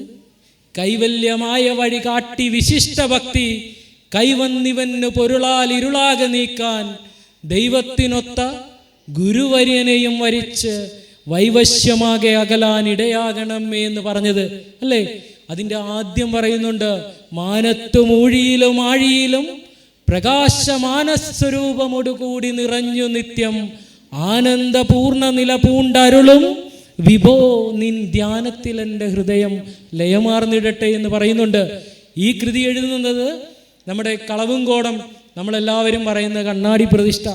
കണ്ണാടി പ്രതിഷ്ഠ അല്ല, കണ്ണാടിയുടെ പുറകിലെ പ്രിസം ചുരണ്ടി അവിടെ ഓം എന്ന് എഴുതി പ്രതിഷ്ഠിച്ച ആ പ്രതിഷ്ഠയ്ക്ക് ശേഷം കളവുംകോടത്തിന്റെ മണ്ണിൽ ഗുരു വിശ്രമിക്കുമ്പോൾ ഇതുപോലെ തന്നെ ഭക്തർ, മുമ്പേ ഗദ്യപ്രാർത്ഥന എഴുതാൻ ഭക്തർ വന്ന് ചോദിച്ചതുപോലെ ഞങ്ങൾക്ക് ഒരു പ്രാർത്ഥന എഴുതി തരണം സ്വാമി എന്നുള്ള ഭക്തരുടെ ആവശ്യപ്രകാരം ബോധാനന്ദനോട്, തൻ്റെ അടുത്തിരുന്ന തൻ്റെ ശിഷ്യനായ ബോധാനന്ദനോട്, തൻ്റെ അനന്തരഗാമിയായ ബോധാനന്ദനോട് ശ്രീനാരായണ ഗുരുദേവൻ പറഞ്ഞിട്ട് ബോധാനന്ദൻ എഴുതി കൊടുത്ത പ്രാർത്ഥനയാണ്. ഗുരു അടുത്തിരിക്കുന്നു, തൊട്ടടുക്കയിരുന്ന് ബോധാനന്ദൻ എഴുതുന്നു, ശിവലിംഗദാസ്വാമിയുടെ കൂടെ താമസിച്ച ബോധാനന്ദ സ്വാമി, അല്ലേ? ഞാൻ 1908 തലശ്ശേരിയിൽ വെച്ച് ഗുരുവിനെ കാണുന്ന ബോധാനന്ദനെ പറഞ്ഞിട്ട് 4 വർഷത്തിന് ശേഷമാണ് ഗുരുവിൻ്റെ സന്യസ്ത ശിഷ്യ പരമ്പരയിൽ ബോധാനന്ദൻ ചേരുന്നതെങ്കിൽ അതിൻ്റെ ഇടയ്ക്കൊരു 4 വർഷം ഉണ്ടല്ലോ. 1908 മുതൽ 12 വരെയുള്ള 4 വർഷം പെരിങ്ങോട്ടുകര സോമശേഖര ക്ഷേത്രത്തിൽ ശിവലിംഗദാസ്വാമിയുടെ ഒപ്പം കഴിഞ്ഞ ബോധാനന്ദ സ്വാമി. ആ ബോധാനന്ദ സ്വാമിയാണ് ഇവിടെ ഗുരുഷട്കം എഴുതിയപ്പോൾ ഓം നമഃശിവായ എന്നുള്ള ആദ്യത്തെ അക്ഷരം കൊണ്ട് നമുക്ക് ഗുരുഷട്കം എഴുതി തന്ന ശിവലിംഗദാസ്വാമിയുടെ കൂടെ കഴിഞ്ഞ ബോധാനന്ദ സ്വാമി ഇവിടെ പറയുന്നു, നിത്യം തൊട്ടടുക്ക ഇരിക്കുക, ചൂണ്ടിക്കൊണ്ടാ പറയുന്നത്, നിത്യം ശിവന്റെ തിരുനാമമുരപ്പവന് സത്യം പുനർജനനമില്ലിതു നിർവിവാദം മുക്തിക്ക് മറ്റു വഴി എന്തിനു തേടിടുന്നു ഭക്ത്യാ ഭജിക്ക കരണത്രയ ശുദ്ധിപൂർവം എന്ന് നമുക്ക് പറഞ്ഞു തന്നത് ബോധാനന്ദ സ്വാമിയാണ്. ബോധാനന്ദ സ്വാമിക്കല്ലാതെ ആർക്കാണത് പറഞ്ഞു തരാൻ സാധിക്കുക? ആ ബോധാനന്ദ സ്വാമിയാണ് ഭഗവാൻ ശ്രീനാരായണ ഗുരുദേവ തൃപാദങ്ങൾ സമാധിയായിട്ട് 3-ാം ദിവസം കന്നി 9 പുലർച്ചെ 3 മണിക്ക് ഗുരുവിനൊപ്പം യാത്രയായത്, സമാധിസ്ഥനായത്, അനന്തരഗാമിയായിട്ട് ഗുരു പ്രഖ്യാപിച്ച, ഗുരു വാഴ്ത്തിയ, ഗുരു അഭിഷേകം ചെയ്ത ബോധാനന്ദൻ ഗുരു പോയി 3-ാം ദിവസം ഗുരുവിനൊപ്പം പോയി ആ ശ്രീനാരായണ സൂര്യനിൽ ബോധാനന്ദ ചന്ദ്രിക വിലയം പ്രാപിച്ചു. അങ്ങനെയായിരുന്നു ശ്രീനാരായണ ഗുരുദേവനെ നമ്മൾ പഠിക്കുമ്പോൾ നമ്മൾ ഇങ്ങനെ ഓരോ കാര്യങ്ങളും തിരിച്ചറിഞ്ഞ് പഠിക്കുവാൻ നമുക്ക് കഴിയണം. ഇങ്ങനെ തിരിച്ചറിഞ്ഞ് പഠിക്കുവാൻ കഴിയുമ്പോഴേ ഗുരുവിൻ്റെ ഗുരുസ്വരൂപത്തെ നമുക്ക് ആവോളം നുകരുവാൻ സാധിക്കുകയുള്ളൂ. ഗുരുദേവ കൃതികൾ പഠിക്കണം. ആ ഗുരുദേവ കൃതികൾ അടങ്ങിയിരിക്കുന്ന മുഴുവൻ അതിനകത്തുള്ള തേനും നമ്മൾ നുകരുക തന്നെ വേണം. നമ്മൾ ഈ കുറേ ഇഷ്ടപ്പെട്ട ഗുരുദേവ കൃതികൾ മാത്രം ചൊല്ലുന്നതുകൊണ്ട് ഒരു കാര്യമില്ല. ഞാൻ നോക്കിയിട്ട് എല്ലാ ഗുരുദേവ കൃതികളും ചൊല്ലണം. ഇച്ചിരി പാടൊക്കെ ഉള്ള കൃതികളുണ്ട്, ഇല്ലാന്നൊന്നും പറയുന്നില്ല. സംസ്കൃതത്തിൽ എഴുതിയിട്ടുണ്ട്, തമിഴിൽ എഴുതിയിട്ടുണ്ട്, ഇതെല്ലാം കൂടെ ചേർത്തിട്ട് എഴുതിയിട്ടുണ്ട്. ഇനിയും ചില കൃതിക്കകത്തൊക്കെ ഇംഗ്ലീഷും കൂടെ ചേർത്ത് വെച്ച്, അന്നത്തെ കാലത്ത് ഏറ്റവും മെയിനായിട്ട് വന്നിട്ടുള്ള ഇംഗ്ലീഷും കൂടി ചേർത്ത് വെച്ചിട്ട് ശ്രീനാരായണ ഗുരുദേവൻ എഴുതിയ കൃതികൾ പോലും ഉണ്ട്, അല്ലേ? കേട്ടിട്ടില്ലേ? ഉണ്ടോ? അങ്ങനെ കൃതി ഉണ്ടോ? ഇതുവരെ ആരും കേട്ടിട്ടില്ലെന്ന് തോന്നുന്നു. കേട്ടിട്ടില്ല?